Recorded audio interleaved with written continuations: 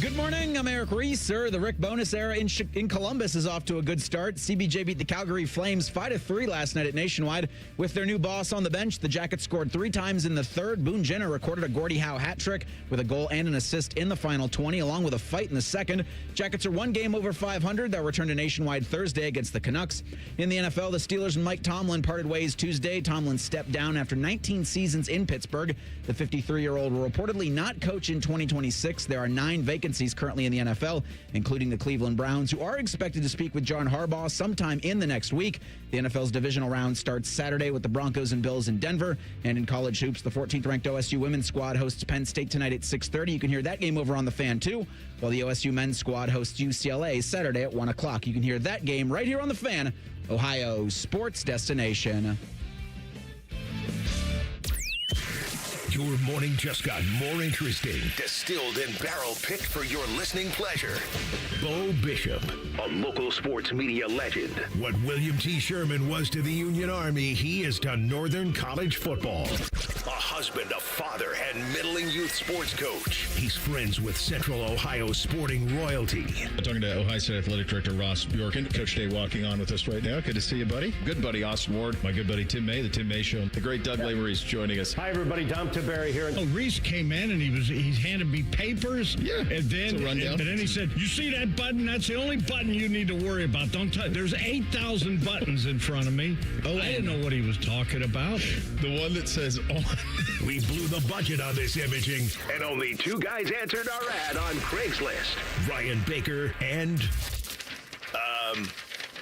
Eric Reeser. Act accordingly. You're now listening to Bishop and Friends. Bishop and Friends is sponsored by Diamond Seller, your true jeweler for over 75 years.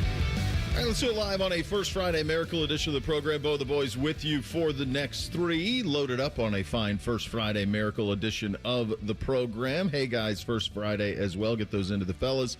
We will do that at 11 o'clock. Get your officially endorsed at the end of the program. You'll hear from Ross Bjork. He was on with Timmy and Adam King, and we'll have some of that stuff for you in terms of where we are headed in college athletics, or at least where he perceives we're headed in college athletics. Speaking of college athletics, a very interesting change that the coaches are suggesting on the red shirt rule. I am surprised, to say the least, that this was the topic of conversation yesterday. But I did want to start with where you were in the year of our Lord 2006. Where were you? Put yourself in a 20-year time machine. Throw a banana in Mr. Fusion, hop in the DeLorean, go back to 2006. That's the last time that Mike Tomlin or John Harbaugh was not coaching the Pittsburgh Steelers and the Baltimore Ravens. It's been that long. It's been 19 seasons for Tomlin, 18 for John Harbaugh. They have been hand in hand the faces of the AFC North for 2 decades. And life comes at you pretty fast, but it's been 2 decades. It's 373 wins. It's 14 division titles combined between the 2 of them, 2 Super Bowls combined between the 2 of them. There's a standard of excellence that the 2 of them and those 2 organizations had for a very, very long time. And I think Tomlin's record of never having a losing season will never be duplicated. I don't think you'll ever see that again, where somebody stays at a job for that amount of time or even half that amount of time and never has a losing record. And in the end, that probably got him, right? And in the end, that's probably – and I realize he didn't get fired. He stepped down. But there was mounting pressure over there and unrest in the fan base and folks expecting and, quite honestly, demanding a little bit more than what he has given. The counter to that, I think, by any sane, rational person would be – he hasn't had a quarterback in over a decade, and they continue to win over and over, piecemealing a roster together and somehow winning based on culture and a museum and uniforms and Renegade and all of that stuff. And it's all work. Be careful what you wish for, because change is a-coming, and it'll be interesting to see where all of these things go, which kind of gets to this idea of what are you entitled to as a sports fan? And what is your minimum requirement from your teams? I think in a bygone era, it was give me something to do on a Friday night, a Saturday afternoon, a Sunday afternoon, a Tuesday afternoon. If you're one of the, if you weren't in the football where you're a once a week variety, but it was an escape. It was something to take you away from your job. It was something that served as a distraction, something to enjoy, have a couple of pints and enjoy superior athletes, world-class athletes play a kid's game and get paid for it. And that's what it was. But we have a lot of escapes now. Our phones are escapes. We live in an on-demand society that is probably never going back in terms of putting the genie back in the bottle. We expect things now, right now. And if we don't get what we want right now, we're going to throw a fit. We're going to throw a tantrum, be petulant. Just think about some of the dialogue around Philadelphia. And some of the conversation about trying to run Nick Sirianni. He won the Super Bowl. He won the Super Bowl last year. He won the Super Bowl. It's really hard. There's only 8 teams who have played in the Super Bowl in like the last 10 years. Like it's very difficult to get there, to just get to the Super Bowl, let alone win it. And the Eagles have been there, and then they've also won it. And they knock on the door all the time, and there's people saying, "Oh, Sirianni's got to go." Bring it back here. Ohio State losing to Miami. What happened? How would you grade this season? Oh, it was a failure. Well, hold on now. You beat Michigan. You went 10-2. Your only 2 losses are to 2 teams who are going to play for the national title. You're not entitled to national championships every year. That's not what it was around here. In fact, that wasn't what it was for much of you guys out there listening's existence. It wasn't that. It flipped with Tress. You won it with Tress, but even in the Tressel years, and I covered the back end of Tressel's tenure here, it wasn't like every year when we woke up in July or August, we said, go win the national title. That's not what we expected. There were plenty of seasons where the idea was, look, try to win the Big Ten, get to the Rose Bowl. They used to celebrate Rose Bowl appearances as if they'd won the Super Bowl. They'd hand out roses on the field at the Michigan game, and guys would be running around with roses in their mouth. Nobody viewed it as a failure because you weren't playing for the national title. But we've added a playoff that was 4, and now it's 12, and it'll get to 16. And if Tony Petitti had his way, he'll get to 30. And there will become more of a, how do you satisfy me with championships or bust mentality to all of it. And it's good for us, for what we do, because that means there's passion. There's massive passion on all of this stuff. But it is a very different climate than what it was in 2006 when the AFC North did not have Mike Tomlin, and starting in 2007 when John Harbaugh came in. The sport has changed. Aaron Rodgers says a lot of ridiculous things all the time. He said something absolutely on point after they lost on Monday night, where he said, "This is insane." I'm paraphrasing that Matt LaFleur and Mike Tomlin would be on any sort of hot seat. That's not how it was when I got into the league, and he's right. It's not how it was when he got into the league. Win the division, make the playoffs. Those were the minimum jumping off points. And instead, now we have this thing, well, why haven't we won a Super Bowl in 5 years or 6 years or 7? Because they're hard is the answer. They're really, really hard to do. It's difficult, and it takes a bunch of things to make it happen. The same thing happens on the collegiate side, and it's only going to get worse because I see my kids, and they want things now. We have a rule in the house where if we're at the dinner, well, first of all, no phones at the dinner table, but if we're having like a sports discussion, I will say, and somebody gave me this isn't my phrasing, but I picked it up from somebody else. They said this is a bar conversation. Oh, it's the pub debate? Yeah, don't do that. No, I do that. I said it's the bar conversation. Such They're a like, Northeast why? Ohio thing. Put your stupid phones down, and let's try to remember how something happened, and it'll come to us because we know the information. We know the information, but they want to go to phones because they want the answer now. I'm like, no, I'll get it. It'll come. We'll get it. And then you can fact check it. That's fine. But we're not going to the phones right away. And I think all of this to say, we are living in a world with an instant gratification on demand. Look at the panic that's happened around this portal with Ohio State. It turned out okay so far, right? I don't know that they lost more than maybe one kid that they didn't want to lose or that they weren't okay with losing. It's all going to work out just fine. Like, just have a little patience on some of this stuff, which is hard in this day and age. Not if you talk to some people. The portal isn't fine right now with Ohio State, but I mean, I think it's, if you just look at what's going on, though, right? Like, there was all this panic. Then they land a couple of safeties. They land a couple of defensive linemen from Alabama, and away we go. Like, all of this stuff is going to work out. But back to the root of it. The idea that there would be, and by the way, I think it's possible in life that maybe you just need a refresh. And maybe that's what it was for Tomlin. Maybe that's what it was in Baltimore for John Harbaugh, that it could have just been a refresh. Tomlin certainly feels like a refresh. I'm not sure that that's what happened in Baltimore. As did you guys see the Bisciotti presser by chance? I've seen bits and pieces of it. It's a 45-minute. Yeah. I couldn't tell if he was drunk or not half the time. I think that goofy look on his face. And I think when you have the success that he has and has had, you can do about anything you want. You probably have a drink before you head out there if you want. Face the media. Yeah. He had a great line where he found out live in his press conference that Tomlin was being let go. We got it. You want it? Yeah, go ahead. Play it. Holy Mike, wouldn't that be awesome? Only if John takes the Pittsburgh job. Wow. Wouldn't that be interesting? Yeah. Yeah, it was pretty good. And he talked about dismissing John, and most of the reporting suggests that was around Todd Monken and John not wanting to do that. Where were you in 2006? I guess depends on the month. I was getting my temps and working on my license. My driver's license. You're so young. My boating license. Bo, I would guess I was either in a bar or on a softball field. One of the two. Both involved drinking. Well, that's about as good a life as you're going to get. I mean, a summer playing softball and going to bars, that's about as good as it gets right there. I wasn't here yet. I was still in Tallahassee, and I moved up here in May of 2007. And my now wife, then girlfriend, was up here, but I wasn't. And that's you think about a lifetime. I mean, that's before I got married, before I had kids, all of this stuff. That's how long he was in that job. You'll never see that again.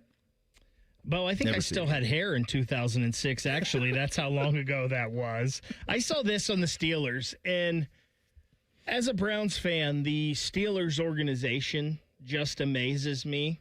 Mm-hmm. And the fact that those fans wanted Mike Tomlin out is crazy to me. I get it. And I talked when I was out in Kansas City in December, how they were just ready to have this season over and move on to the next year. You know, let's just get it done. Let's rip the Band-Aid off and let's go on to the next one. The Steelers in my lifetime have had 3 head coaches. Yeah. Chuck Noll, Bill Cowher, and Mike Tomlin. And Chuck Noll was hired in 1969 and made it till I was 11. That's insane. The last 4 head coaches the Pittsburgh Steelers have hired, Bill Austin, 1966, 37. Chuck Noll, 69, 37. Bill Cowher, 92, 34. Mike Tomlin, 2007, 34. Yeah, I don't know if we'll ever see anything like that again. Yeah, the other thing with both of these 2 jobs being open, and by the way, I think they're very different, and we can get into that in just a second. But the both of these hires came out of nowhere the last time they did it. John Harbaugh came out of nowhere. I didn't even know Jim Harbaugh had a brother. That's how long ago it was, and that's how anonymous he was. He was a special teams coach in Philly. Yeah. There was no reason to know that he was going to go be what he is. Mike Tomlin, too. Mike Tomlin came out of nowhere. So with those 2 jobs opening, even in the information on-demand world we live on now, those 2 job openings and whoever gets those 2 jobs, and they are Cadillac jobs for different reasons, it could come out of nowhere again. So keep an eye on that. We'll get into those 2 jobs and see where they are in regard to the rest of the jobs that are open. We had a dandy debut last night for the Blue Jackets. Rick's Bonus came in here, gets a win in Game 1. It kind of went the way that I think Porty outlined that it possibly could. We will get to that, among other things. Lots of college football, of course, on the program. As is always, it is a First Friday. It is a Hey Guys First Friday. We're off and running. Bishop and Friends right here on The Fan. We have so many local shows, I can't fit them in a 10-second promo. So let's just say we're live and local all damn day. The Fan. Hey, everybody, it's Berm here. Jeremy Birmingham from the Austin and Berm Show on 97.1 The Fan. Listen, if you told me 4 weeks ago that I'd have lost 27 pounds, I would have asked you if I lost a limb. But here I am, 27 pounds down in 4 weeks and all my limbs intact, thanks to Awaken 180. Where'd that weight come from? My waist. I'm already down 3 notches on my belt. My face, yeah, I can see my jawline. That's pretty cool. You don't gain 27 pounds in a week, so you don't really notice when the weight creeps on. But if you drop it quick, doing it the healthy way, you can watch 3, 5, or even 15 years of weight gain disappear just like that. The Awaken 180 app keeps me on track, and my coach, Mandy, ensures the weight keeps dropping off. But the results on the scale are the true motivation. I'm becoming a new me, and don't miss the old me or my approach to food and health. Well, maybe cheese on a burger, but that'll be back as soon as I'm on the maintenance part of the plan. That's the thing. You give up a tiny amount, in return, you get everything. Do what we all did and make your 180 with Awaken 180. Awaken180weightloss.com. All the folks at Buckeye, night or day. Hi, this is Max with Buckeye Heating, Cooling, and Plumbing. This message is for everyone with a New Year's resolution. You can do it. This year is going to be your best one yet. Be the best because you are the best. You deserve it. Thank you for allowing us to serve you. And when you need us, call 614-683-9911. Call the folks at Buckeye, night or day. Your mornings are jam-packed. So if you're going to add anything, make it your favorite bite from Tim Hortons. Buy any size beverage and add a daily baked donut for $1, a tasty bagel for $2, or a freshly cracked hot breakfast sandwich for just $3. It's the best way to add more to your morning. The 1-2-3 menu, only at your neighborhood Tim Hortons. At participating U.S. restaurants, must ask for offer in restaurant. Tax extra. Exclusions and terms apply at timhortons.com/offer-terms. I slept in a lot of different rooms, different beds, but none of them really felt like mine. I spent 14 years in foster care, mostly in group homes. And I never had much left because I always had to be ready to move. Why get things if you just have to let them go? There are more than 100,000 children in foster care waiting to be adopted. The Dave Thomas Foundation for Adoption is working to help find them a forever family and a permanent home of their own. Now I have my own room with walls that tell my story. I love hanging out in here. I play dress up with my sisters and I sing and make videos. But the best part, knowing I'll always have a place to go and a family that loves and supports me. If you have room in your home or your heart, see how you can help at davethomasfoundation.org. Have you ever thought about having a podiatric physician examine your feet? Doctors of Podiatric Medicine set broken bones, perform wound care, and remove bunions. Common health issues that they treat include ingrown or fungal nails, corns, warts, and skin problems like athlete's foot. Foot exams are easy and can prevent many foot problems. If you can't walk, work, or enjoy sports activities without pain, what are you waiting for? To find a podiatric physician who is a member of the Ohio Foot and Ankle Medical Association, visit associationsadvanceohio.com. Of your favorite fan content? Good news, we're on all the digitals. Follow 971 The Fan on X, Facebook, YouTube, The Talk, and Gram. Your digital home for endless shenanigans. The Fan. Flexible, secure, fun. Oh, and great pay, too. Are you not sure what you want to do for a career? Or are you thinking of changing careers?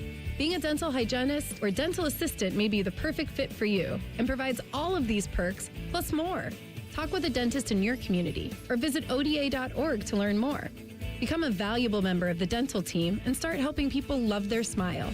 This message is brought to you by the members of the Ohio Dental Association.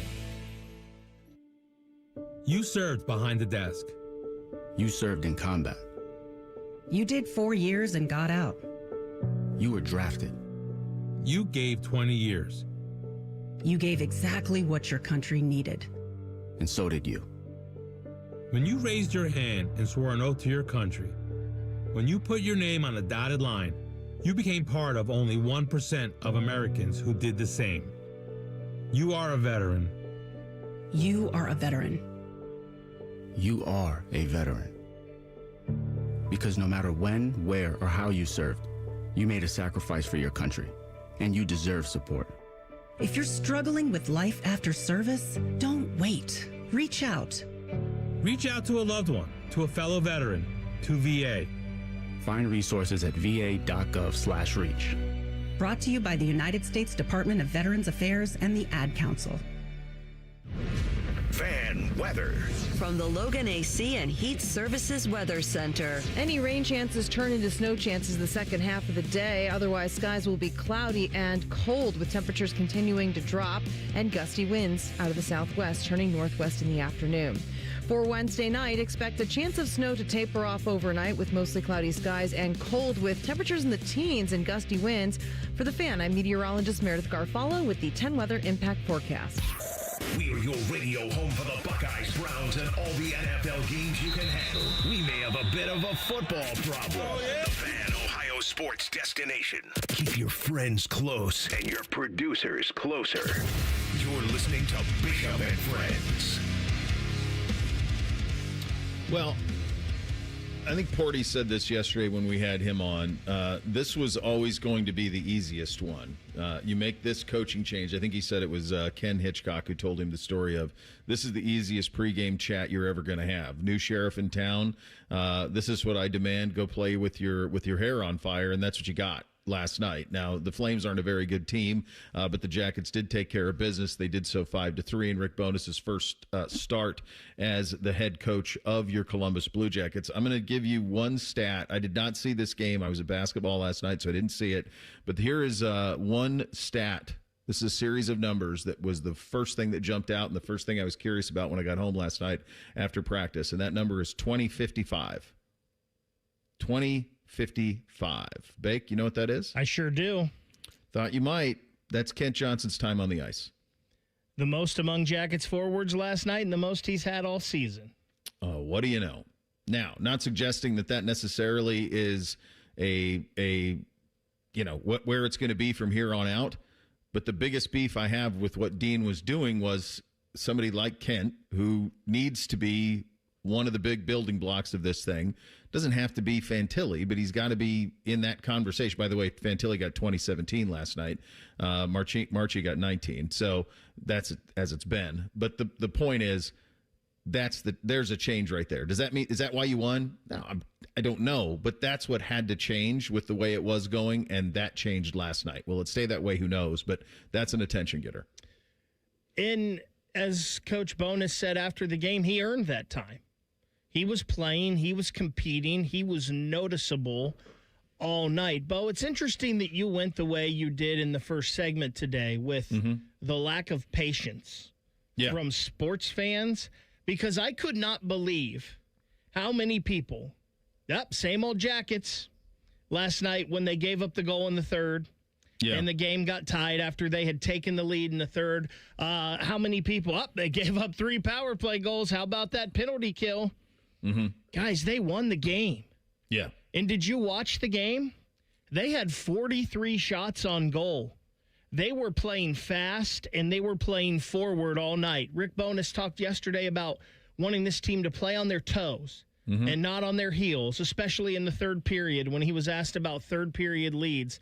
Not once last night did it seem like the Jackets retreated. Now, were there times where Calgary may have taken over the game a little bit? Yeah, that happens in hockey games, and Calgary's a desperate team too, trying to make the playoff games.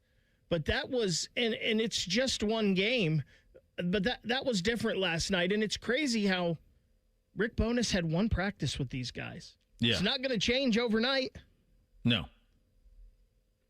No, but I think the shot of adrenaline they got was probably to be expected. Now, how long can you ride this?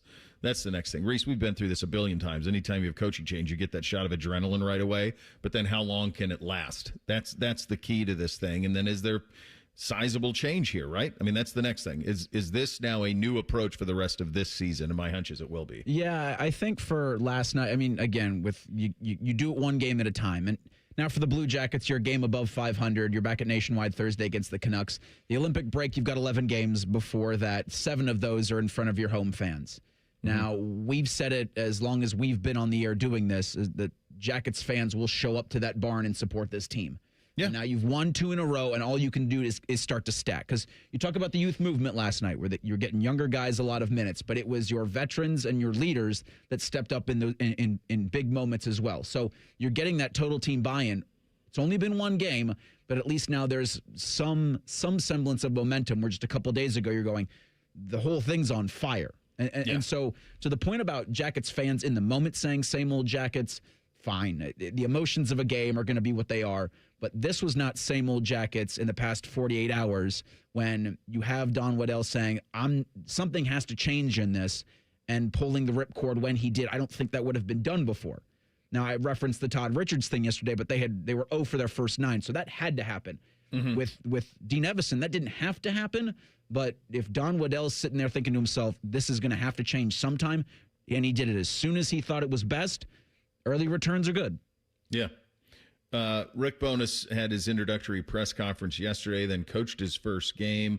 I'll get to this stuff on the young guys in a second, but this was interesting. He said the first thing we got to sort out is this D line here, or the D pairings. Here is Rick on that. I look at that goals against. I look at the shots against. I look at the penalty kill. I look at the slot chances against. I look at the rush chances against. There's the issue. Those issues will take you right out of the playoffs. They will. In our league, you don't score your way into this isn't the 80s, man. You don't score your way into the playoffs. You defend your way into the playoffs, and you get your offense and play a good, solid team defense. But that's team defense. That's everyone committed. So we're just going to try to get everyone to buy in a lot more defensively, far more committed. There's some structural changes we can make, absolutely, and we're going to make them. But we have to tighten this thing up. And you tighten it up by giving them a game plan, and then the onus is on them. Okay, this is what we need. Now do it, right? So we're going to be we're going to be pushing them hard on that. We're going into these games, and every team in the league says we want to be hard against. Well, the only reason, the way you're hard against is the way you play without the puck, and you defend, and you're hard. And we're going to do that. I think what you saw last night on the ice leads me to believe that Don Waddell had the same problems we all did with what was going on. That we have young guys who got to go. Rick was asked his introductory press conference about that youth. Here was his answer. Spend a lot of time with them, work with them, do a little video with them, talk to them, get to know them. Right? I have to know what makes them tick. I need to spend time with them. So those things. They do take time. I've got to talk to every one of the players. I've got to get to know them, and then it starts with that. I got to watch them play. I don't know these guys that well, and honestly, some of those guys in that room probably never heard of me before either. So it's even. But I've got to spend a lot of time with those guys, and I've got to watch them play, and I've got to see what they do well, and I've got to see what they do. What we can help them with. I've got an excellent staff in there, and they're going to be doing a lot of work as well. We have to spend a lot of one-on-one time with every player in that room, veterans included, not just the young guys. Then you go to your veterans and you get them to help. But there's going to be a lot of communication with this staff and each and every player, and we have to get to know them. And it starts with me. Bake, you're most invested here. Early returns past the first test. Now we'll see. Yeah, and today, after one game now, he's had some things to look at. They'll have a practice, maybe a morning skate before Vancouver tomorrow. Maybe he'll have some times to implement some things. But we've talked about this multiple times this year on this show. This team, maybe it's just built for 5-3, 6-4 hockey games, not 2-1, 3-2 hockey games. And they sure seem to respond better to a more wide open style of game. And that doesn't mean you're not playing defense. You can still play defense, play hard, and commit to that. But sometimes when the pace is fast, goals get scored, and mistakes will happen. And this team just seems better suited for that style of hockey. Yes, it does. And that's fun, too, by the way. Those are fun games. Last night was a fun one. So yesterday, our two guys, well, Timmy's my guy. I don't know about Adam King, but they sat down with Ross Bjork for a wide-ranging interview. We'll have some of the highlights with that. He addresses the frustrations in the NIL approach for the Buckeye football team that is common among the fan base. We will get to that and get you an update on where we stand on the portaling with a couple of days left to go. That's in 2 minutes. Bishop and Friends right here on The Fan. Would you enjoy watching a football game if the officials were paid a bonus for every flag they threw? Or a basketball game where the refs got paid for every foul they called? Okay, how about hiring a furnace and AC company that pays its technicians by the number of parts they can sell you? Hi, this is Dennis, president of Care Heating and Cooling, and today, this is how many companies operate. They call it performance pay, and it rewards technicians by paying them more for billing you more. Why is this bad? Because it abuses your trust in a technician to be treated fairly and honestly. At Care, we've been family-owned for 31 years and have always paid our technicians by the hour for repairs. We'll show you exactly what needs to be fixed and why, and give you our low upfront cost before we start. And unlike other companies, our technicians will never be rewarded for throwing more flags. Our Central Ohio-based staff is here for you 7 days a week. Care Heating and Cooling. Book an appointment online at careheatingandcooling.com or call us at 1-800-COOLING. When you need a company, you can trust. This weekend, the Ohio RV and Boat Show, brought to you in part by Ohio Credit Union, is back and bigger than ever at the Ohio Expo Center. Whether it's your first adventure or you're a seasoned outdoor enthusiast, this show has it all. One ticket gets you into all 3 buildings so you can see the latest in RVs, boats, motorcycles, ATVs, golf carts, and more. From towables to drivers, jet skis to pontoons, and more. It's all here. The Ohio RV and Boat Show at the Ohio Expo Center, January 9th through 18th. Get details and tickets at OhioRVandBoatShow.com.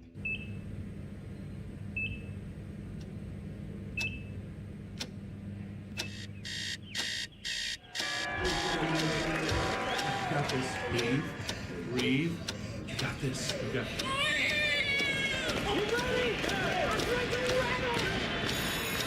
In the moments that truly matter, what do? Rise to the occasion. Ohio Health. It's time. Bishop and Friends is sponsored by Diamond Seller, your true jeweler for over 75 years. The Fan, Ohio sports destination. What's up? What's up, man? What's up with you? All right, here's what's up on a First Friday Miracle edition of the program. Let's do a portal update where we stand. A couple of things happened since we last spoke. Officially, Luke Montgomery coming back to Ohio State, so he made that official. Max Clare declares for the NFL draft. There was some talk behind the scenes that Clare, they were trying to convince Clare to return to Ohio State for potentially another season. Did not happen, so he is going to the NFL draft. I hinted at this yesterday that, a lot of the scuttlebutt was that Mylan Graham would go to Notre Dame. There were some out there that thought maybe Mylan could come back to Ohio State. I didn't see that. I felt like he was going to head to Notre Dame, and officially that became official as well. So they ended up with 2 of our receivers. Quincy Porter ends up at Notre Dame, and then Mylan Graham ends up at Notre Dame as well. Both those guys highly regarded in the recruiting process. Obviously, Quincy was a 5-star. Was Mylan a 5-star too? May have been. Yeah, he was. Yeah, so both those guys end up at Notre Dame. So, Marcus, you're welcome. That's the way that goes. 11 players still added, so Ohio State hasn't added anybody since last we spoke in terms of buttressing that. There are 30 Ohio State players that entered the portal. 17 have already landed elsewhere. In terms of guys who are in the portal, and some of these guys they may take back anyway, but in terms of guys in the portal that potentially maybe Aaron Scott, you could see that potentially as a return. Who knows? But other than that, a great many of them are finding new homes. I'm wondering if it's in the brochure. Like you get in the portal and you think, okay, here comes all the riches and I'm going to get to go someplace great. Like, does this land the plane?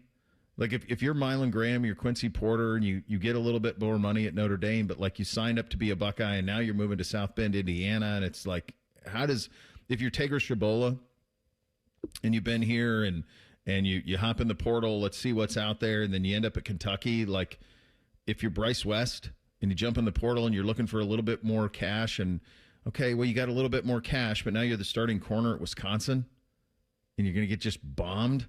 You're Malik Hartford and you sign up to be a Buckeye, you're going to chase national championships, and now you're at UCLA. It's just, life comes at you fast, man. It really does. And these are 18, 19, 20-year-old kids. It's adults. It's bad operators. Sometimes it's people. A lot of people probably have their best interest at heart. But, like, I just can't imagine that when you jump in, you think this is how it's going to go. I'm sure you see the glamour of all of it. And I'm sure in some instances you're just chasing the highest dollar that's out there. And I can't cast aspersions on anybody who does. I don't blame you. It's your life. It's your money. This might be your best chance to make the most of it. I get it. But wow, you wake up and you find yourself being the safety at UCLA, and it's like, wow, that is not what I would have done out of high school in any way, shape, or form, or Bryce West at Wisconsin. I just think there's got to be some sort of like reality hit. Like, wait, where am I? Do you know how big of a you guys do, but like, just think how big of a difference a lifestyle choice it is playing at Notre Dame or Ohio State. Those 2 cities, those 2 campuses, those 2 cultures. Like, think what Notre Dame is a choice, man.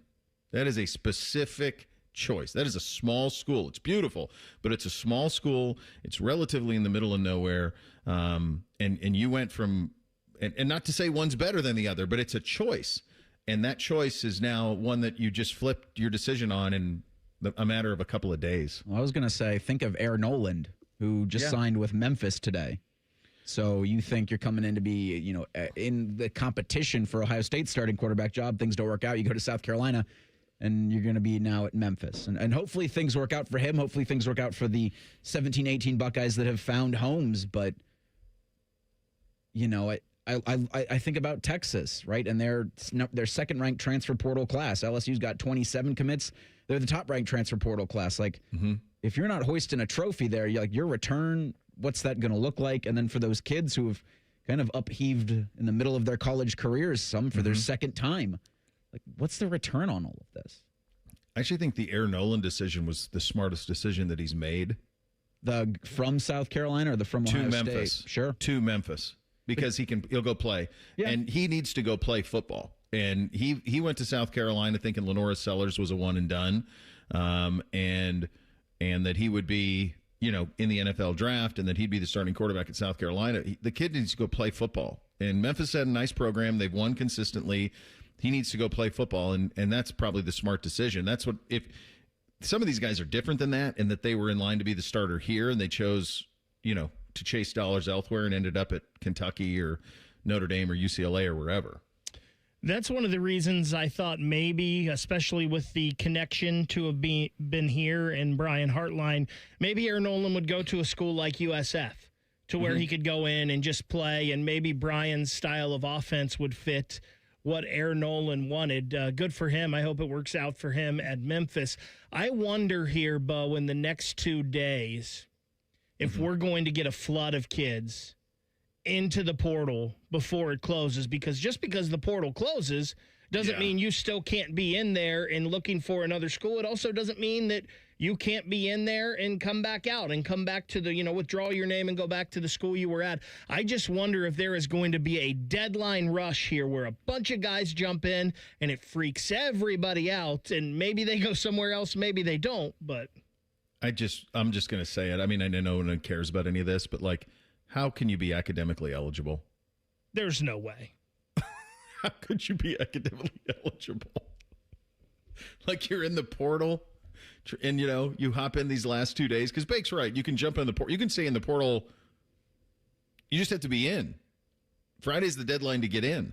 And then, of course, you'll have a portal that opens for the Miami and Indiana players that'll open after the game next week on Monday. So then there will be another portal for those guys where they can do free transfers. So, it could be. I just think of from a roster filling standpoint. Be curious to know where Ohio State is in terms of just their numbers. And I think probably the only person that would have the accurate read on that would be Pantone.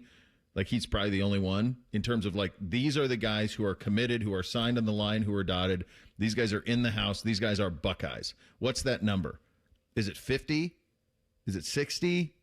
What is the number? How many still needed to be added? You have 30 in the portal. 17 went elsewhere. If you were at 105 or around 100 on your roster, you're down to 70. You've added 11. You're at what's that number? I'd be very curious to know what the actual number is. And, Bo, something with this, the 105 is set now, right? Yeah. I don't know if are guys grandfathered in anymore or not. So if it's the 105, you may have needed some retraction from the roster, honestly, to get to that number. Reese, I don't know. You've talked about the numbers from On3 or whoever of how many guys were in the portal. Do we have a list of kickers in the portal? Because that's what I want to know. Who's going to kick the football next year? I don't even know if they're good or not, but we need a kicker. You need an actual person. Yeah, I'm seeing some kick, Mississippi State lost their kicker to Tulsa. USF picked up a kicker. Jackson Corville's going to Tulane. Yeah, I don't see the number. I see that the On3 says there are about 3,000 players that have entered. 1,500 have committed. 32 have withdrawn. That is such a massive number of homes that need to be found. Just a massive number. Florida State's got a kicker who needs a home. Colorado State's got a kicker that needs a home. We're going to take Florida State's whole roster. Yeah, probably. Desir twins, take the kicker, let's get in on James Seaton while we're at it. Why stop now? One of the frustrations that Ohio State fans had in the early part of the portal, and I think some of it's been quelled by what's happened this week. I think a great many of it has been quelled by what's happened this week, was Ohio State's NIL approach. Ross Bjork was on with 10 TV's Adam King and our good buddy Timmy Hall, and a wide-ranging conversation. Really recommend you listening to all of it. But here he was about Ohio State's NIL approach. I know we're being extremely aggressive in the portal, in the retention, in the money, in the sponsorship, in support from the community. We have an amazing apparatus here, and it's being very well equipped, very well supported. And then Mark Pantoni and Logan Hiddle and Coach Day and all of our staff, we sit down and say, okay, these are the negotiation points that we make. And then the athlete decides, do I want to come there or not? They decide. We can't force anybody. We can't make anybody. Or they say, you know what, I can get more value over here. And we say, okay, great. I think one of the issues that folks had maybe a little bit from the Ohio State approach is that maybe it was a little conservative out of the gates. I think I explained the best that I understand about what their approach was earlier. Maybe it was last week when I went through this, but it's the number one thing was we got to keep our guys. We got to keep our starters. Like the most important program players in our program, we got to keep those guys. We need to compensate them. Julian was a Heisman finalist. That's a big raise. Like if he's on the free market, what is that number? It's massive. If Jeremiah Smith's on the free market, what's the number? I mean, honestly, I'm curious about that. Is it like 12? Like who knows what it could be? You could throw anything out in terms of what it could be. So you got to take care of those guys first. So I think they did that first. Then they had like a wish list of guys from other programs.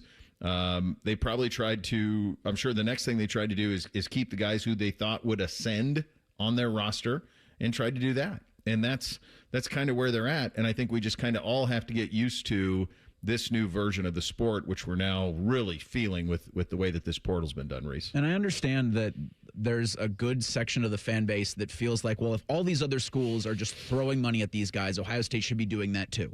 Mm-hmm. And whatever rules that they want to try to establish with the College Sports Commission, whatever portal or whatever NIL caps they want to levy for schools to be able to spend from their revenue sharing agreements, Ohio State should buck all of that because there's no enforcement with it like everybody else.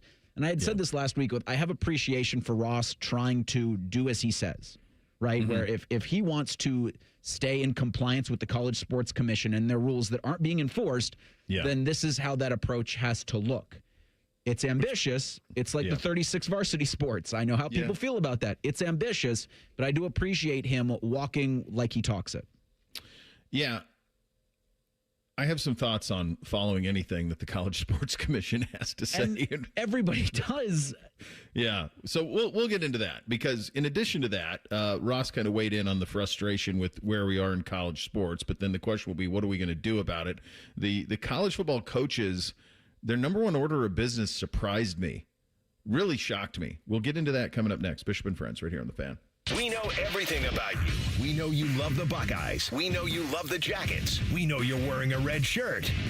I just freaked the hell out of someone. The Fan. Hey, it's Anthony. Big savings right now with my friends at your main Honda of Dublin. Boy, it's the perfect time to upgrade your ride. You can lease a new Honda for as low as $199 a month, or definitely take advantage of rates as low as 0% financing on select models. Rich will even give you an additional $1,000 for your trade, even if you don't buy a Honda today. They have more than 400 new Hondas in stock, and the deals are the best around. Germain Honda of Dublin, Sawmill Road, just south of 270, or online at germainhondaofdublin.com. Get Eco. Hey, Aaron, you know how it seems like everything just moves faster nowadays? You mean like technology and all those crazy inventions? Well, our furnace repair buyback program means you can slow down and take your time deciding what to do. Get Eco. We act fast so you can plan slowly. You're right, Jerry. If your furnace fails in the dead of winter, call us. We'll be right there to fix it the day you call. Boom. We're there. It's fixed. Get Eco. But our repair buyback means you still have time to think it over in the warmth and comfort of your toasty warm home. And if you decide you'd rather replace that old clunker, instead of fixing it every year, we'll credit the money you spent on repairs against the purchase of a brand new furnace, up to $1,500. We act fast so you can plan slowly. How long have you been working on that line? Good poetry takes time, Aaron. Get Eco. GetEco.com. Playoffs? Yeah, we're watching the playoffs at the Sportsbook at Hollywood Casino Columbus. Join me, Scotty Vegas, and Dave Biddle from On the Money Saturday, January 17th, starting at 4:30. The inflatable football toss will be out to show off your arm and win prizes. Watch and bet on the playoff games at the Sportsbook at Hollywood Casino Columbus, where Michigan fans get pie in their face, and you won't find better value than the steak dinner. Must be 21. Gambling problem? Call 1-800-589-9966. Hey, it's Anthony, and of all the things you think about for a new year, the one thing that should be right at the top of your list is comfort and foot pain relief. I've told you my personally fit arch supports from the Good Feet store have made a massive difference in my life every day. Every time I leave the house, I feel supported, aligned, and I know my body is going to feel better. Not just my feet. My knees feel better. And of course, my lower back. They are so much different than just the over-the-counter insoles. My Good Feet arch supports are designed to balance and strengthen my feet. And I always feel like my feet are being guided into their ideal position. They're strong, supportive, and flexible. I will never wear a pair of shoes without them. When you go to the Good Feet store, you'll get a comprehensive foot analysis by their trained specialist. You'll get a digital foot scan that helps design your personal arch support system and, of course, any follow-up support you need. They have more than 3 decades of helping customers. Make an appointment right now online at goodfeet.com. Good feet, good life. I'm Leslie from Pella Columbus. And I'm Wilson from that other window place. So let's talk price, Wilson. Let's talk about the price, Bob. I hear it a lot. Leslie, aren't Pella windows a bit more expensive? The actual retail price is. But we're not. We've got 5 different window lines for the $300,000 to the $3 million home. All are Pella Elite. Oh, so when I get on the show, I'm going to have to bid lower. That'll come in super handy someday. Get the windows that Columbus homeowners rated the leading window brand at PellaColumbus.com. Rothman and Ice. Ohio State football. You two are the best in the business. Cut that. Let's make sure no one's interrupting me. I'm recording the audio. I think it has to be natural. You two are the best in the business. Rothman and Ice. Weekdays at noon. Sponsored by Pella Columbus. The Fan. My name is DeMar Hamlin. I play for the Buffalo Bills, and I play safety. CPR saved my life. I've teamed up with the American Heart Association as a national ambassador to help create a nation of lifesavers, turning bystanders into lifesavers through CPR education and access to AEDs. Nearly 3 out of 4 cardiac arrests that don't happen in hospitals happen in homes. Join me to ensure everyone has the chance to live longer, healthier lives. Visit heart.org/nation. Around the world, Children International and friends like you are giving children in poverty a chance to grow and thrive, to be healthy, to succeed in school, and achieve great things. How do we do it? In the best way possible, by helping ensure access to healthcare, nutrition, and educational opportunities. And most importantly, by empowering youths and their families to get out of poverty and into employment through life skills, computer, and job training. The very tools they need to break the cycle of poverty and build futures full of promise. Because every child deserves a chance to realize their full and best potential. Learn more about how Children International is empowering children and families by going to children.org today. That's children.org. All your favorite fan shows are available when you want them. Head to 971thefan.com and hit that subscribe button. The Fan, Ohio sports destination. The uncle you never knew you had. The friends you kind of wish you didn't. This is Bishop and Friends. So, I did not see this coming. Ross Dellinger, who's all over all of this stuff, among those who had this, the recommendation. Now, who is this from? It's from the coaches. It's the College Coach Council. What is this? AFCA, American Football Coaches Association. Yeah, they had their meeting recently. All right, American Football Coaches Association. So their number one point of contention, the number one thing that they discussed that they wanted fixed for college football for next season was not the calendar. It wasn't the portal. It wasn't signing day. It wasn't the playoff, too many games, too little games. No, it wasn't any of that. The thing that they wanted switched most, their number one agenda, was moving the redshirt standard from 4 games to 9 and the possibility of a rule change it used to be forever, 5 years to play 4 seasons. So you had that built-in red shirt if there was an injury or something if you want it. They want 5 years to play 5. Why? This one I have a hard time with. I have a hard time understanding the thought process in this. So the 4 to 9, I kind of get because their beef is guys want to play 4 and then shut it down. Is their thing. The guys want to shut it down so they can hop in the portal. This seems to me like maybe the other thing is the problem, not this. That if maybe it's when the portal is, how it works. Maybe that's the bigger problem as opposed to the 4-game threshold versus 9. And I'll be honest with you, I don't want 5 seasons of college football for athletes. I don't need. What the hell are you even going to qualify them as? 5th-year seniors? We're going to come up with a new word for it? 5 seasons of college athletics? Like I don't know who's why are coaches? I'm asking. I don't know. Why would coaches want this? Well, they would want it because they could have more experienced players and have their players longer. 23-year-olds rather than. I don't get it. I guess I could see where it might make that a little easier. Why stop there? And that's 10 to play 10. It's interesting. Like that's Charlie Baker's point is if we keep just adding and we keep just pushing the limits, then those limits will get pushed. Sure. Like he had a comment to Ross Dellinger. We've got people in court with us that want 6 years, 7 years, 8 years. We really do. I'm not kidding. My view on this, unless we get to the point where everybody agrees to play by the rules, this is important and useful, but it's not sufficient. The 5 years to play 4 in 70% of cases, it's been in court, have been successful. Yeah, I guess it's not often I'm on the side of the I know it's a weird spot for me to be in too because I'm like, yeah, that actually makes sense. So I think they're picking and choosing the things that they might be able to win. If that makes sense. You're probably right. You know, you can fix this with a vote, and everybody can be and coaches can be happy with it, or coaches can, I guess, push to talk about it next year. I mean, you kick the can down there. I'm looking at the AFCA convention, and your boy at Montana State was a keynote speaker on Monday. Oh, was he? Yeah. Well, there you go. I feel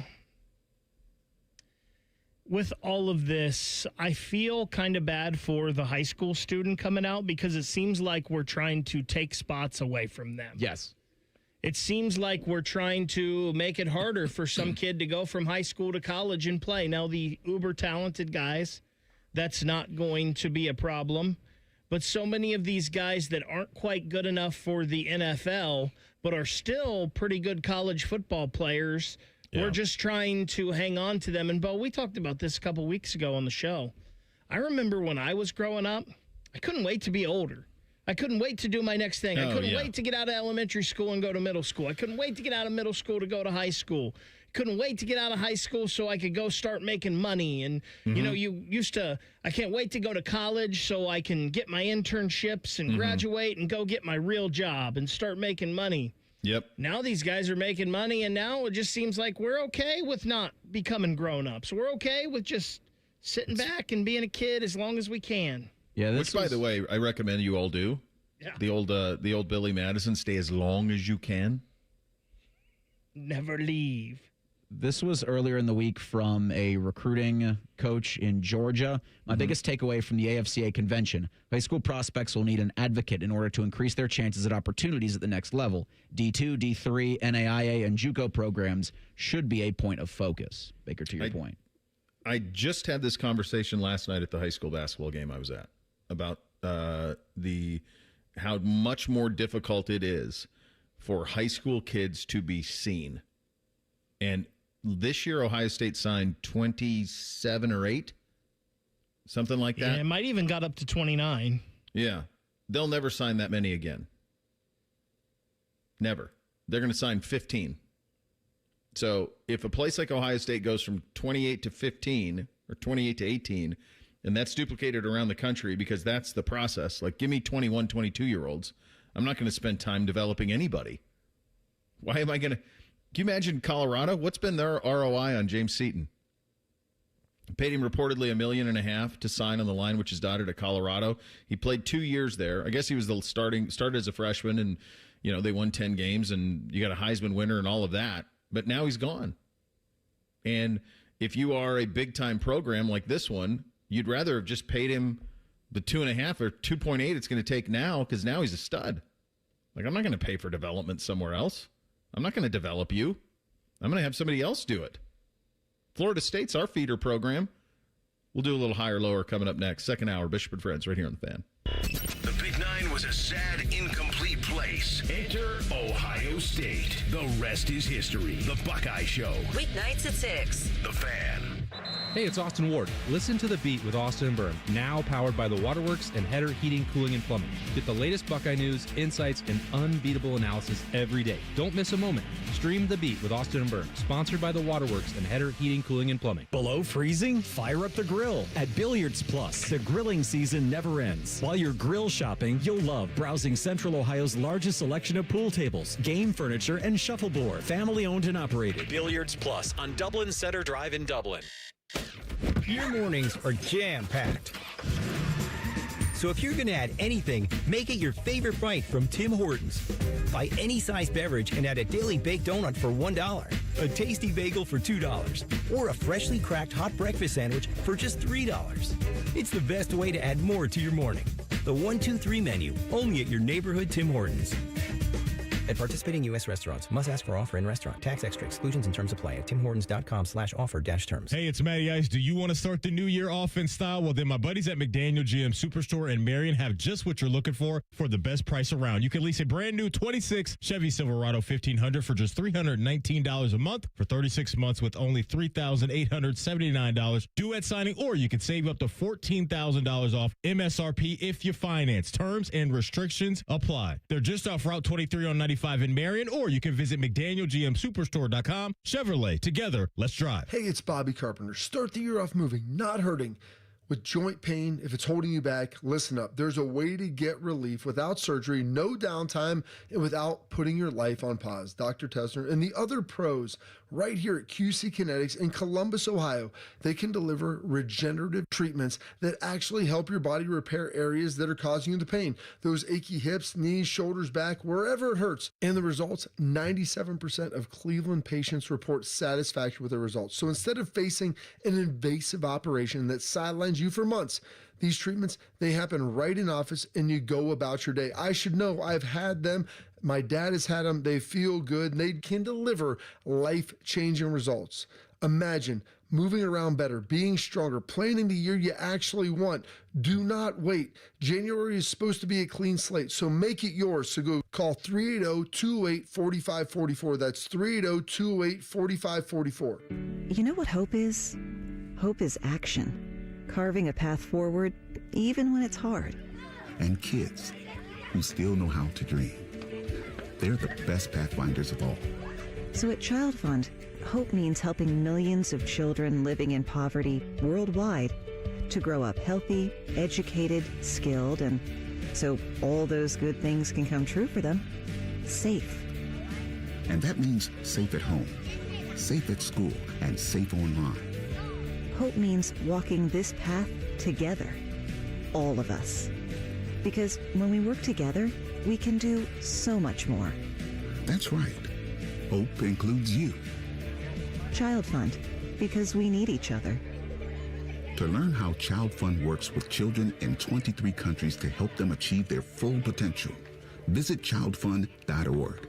That's childfund.org. People don't realize that glaucoma is one of the leading causes of blindness. Because there are often no early symptoms, nearly half of those with glaucoma may not even know they have it until vision loss has occurred. I was diagnosed with normal tension glaucoma in July of 2020.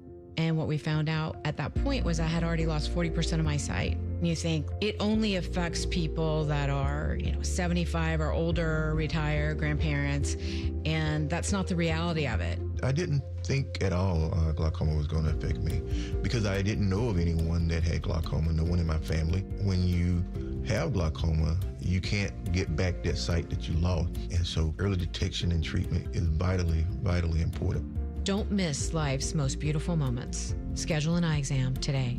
National Glaucoma Research, a Bright Focus Foundation program, offers free resources and tips for healthy vision. Learn how to protect your sight at stopglaucoma.org. Wrinkles, gray hair, and hearing loss are common signs of getting older. But being short of breath, having tightness in your chest, coughing, and wheezing are not. If you are experiencing these symptoms, you may be one of the millions of people who are living with a condition called COPD but don't know it. Early diagnosis and treatment can add years of better breathing to your life. For more information, talk to your doctor and visit copdfoundation.org today. Broadcasting live from the McDaniel GM Superstore Studios. Driving excellence since 1916. Chevrolet. Together, let's drive. WBNS HD1 Columbus. Good morning, I'm Eric Reeser. Today's the deadline for college football players with remaining eligibility to declare for the NFL. Ohio State's Max Clare, Arvell Reese, Caleb Downs, Carnell Tate, and Caden McDonald are all heading to the draft in April. Left guard Luke Montgomery is coming back to Ohio State. There are 3 days left in the transfer portal window that closes on Friday. In the NFL, Mike Tomlin stepped down in Pittsburgh on Tuesday after 19 seasons with the Steelers. The 53-year-old Tomlin is expected to take a year off before returning to the league. There are currently 9 vacancies in the NFL, including the Cleveland Browns. In college hoops, the 14th-ranked Ohio State women's squad hosts Penn State tonight at 6:30. Tyler Danberg will have the call over on the Fan 2. That's 1460 on the AM dial with coverage at 6:15. This update sponsored by Germain Toyota. For unbeatable service and sales, visit Germain Toyota on the corner of I-70 and Bryce Road or online at germaintoyota.net. First Friday miracles are always better with Uncle Bo. This is Bishop and Friends. All right, second hour here on a First Friday Miracle edition of the program. Still time to get your Hey Guys questions into the fellas at 971-BFS or also in the YouTube chat. We will tackle those coming up at 11 o'clock. From the Corrections Department, our personal ombudsman on the show, the great Tyvis Powell. Apparently I was saying James Seaton. It's Jordan Seaton. So thank you for that, nephew. Greatly appreciated. Time for a little higher, lower. Hit it, fellas. Bishop and Friends present Higher or Lower.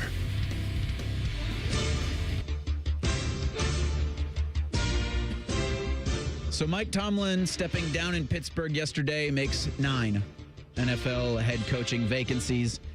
Bill Simmons runs The Ringer. Yes, he does. I think they just landed on Netflix, too. He did. And they, the team there, ranked the coaching candidates on the carousel this cycle. And Mike Tomlin is at number 1. But ESPN says he's expected to take a year off, but a big old bag of money, I think, can change someone's mind quickly. Mike Tomlin 1, John Harbaugh 2, Kevin Stefanski 3, Robert Saleh at 4. Higher or lower for Saleh there? All right. I'm just pulling this up right now. I just want to have the full context. I think Bob Saleh was done poorly with the Jets. I think he was done very, very dirty with the Jets. I think he's a guy who kind of has what you want. He seems to be both the... I always think of it, there's two types of NFL coaching candidates. There's really brilliant scheme guy that can be offense or defense, and the way that they sell it to a team is, here's how I'm going to put you in a position to get paid. That's how you sell it to players. That's that guy. So that's, Ben Johnson's that, and McVay's that, and Shanahan's that. They were those guys. And then they turn into something more, but they start off as that. They get the job as that. Then the other one is the follow me to freedom guy. So that's culture tornado guy. So that's like Dan Campbell's that. Mike Tomlin's that. John Harbaugh's that. Those are the guys that are get behind me and I will lead you, and the rest will work itself out. I think Robert Saleh has a little bit of both. I think schematically he's pretty brilliant when it comes to defensive acumen, and then I think from a intangible standpoint he feels like a culture tornado who was kind of done in by what ownership decided to do at the quarterback position with Aaron Rodgers and who they forced him to hire as offensive coordinator and so forth and so on. I don't think he's smart enough that I wouldn't be surprised if he sat out this cycle. First year with the Niners, I wouldn't be surprised if he sat out this cycle unless it was the perfect job. Like, to me, Robert Saleh feels perfect for Baltimore.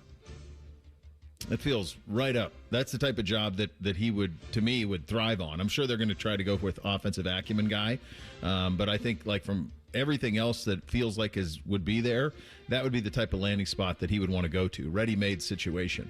I would probably have him. Him and Kevin, they're so very different, but I think Saleh might be a little bit ahead. And just from the standpoint of, it didn't end well for Kevin in Cleveland. Like they definitely fell off pretty big the last couple of years after a great run where he was coach of the year twice. So I think those two are pretty close. This is probably about the sweet spot, though, for Saleh. And I agree with you. I see no scenario. Tomlin would be number one on the list, but I see no scenario why he would coach this year. I don't think he will at all. And obviously Harbaugh's going to coach. I think he's meeting with the Giants today. And I believe since Tomlin stepped down, he would have to be traded technically, or the Steelers would have to let him go. I would have this is very close for Saleh. I would actually have him one spot lower. I'd have him at 5 on my list. I would have Tomlin and Harbaugh. I think that's 1A, 1B. That's a tie at the top. Then most people don't agree with this. I would have Mike McCarthy next. He's had some success in multiple places. He's won a Super Bowl. I know people don't give him any credit for that, but I think Mike McCarthy is a pretty good head coach. I would have Brian Flores, and with what he's done in Minnesota, and he wasn't bad in Miami. He had some pretty good teams in Miami, and he has just been on a roll with that Minnesota defense. So I would have Brian Flores next, then I would have Robert Saleh. Real quick on the Tomlin thing, I understand that he'd have to be traded, but you don't think he did the Steelers a solid yesterday where if it was the right position, they'd be like, sure, Mike, go and pursue that. Because yesterday's news, the news in Baltimore, I think, was best for both parties in the situations where the coaches stepped away. Back to the Ringer and their ranking of coaching candidates for the 2026 NFL Carousel. At 5, they have the aforementioned Mike McCarthy. At 6, Cliff Kingsbury.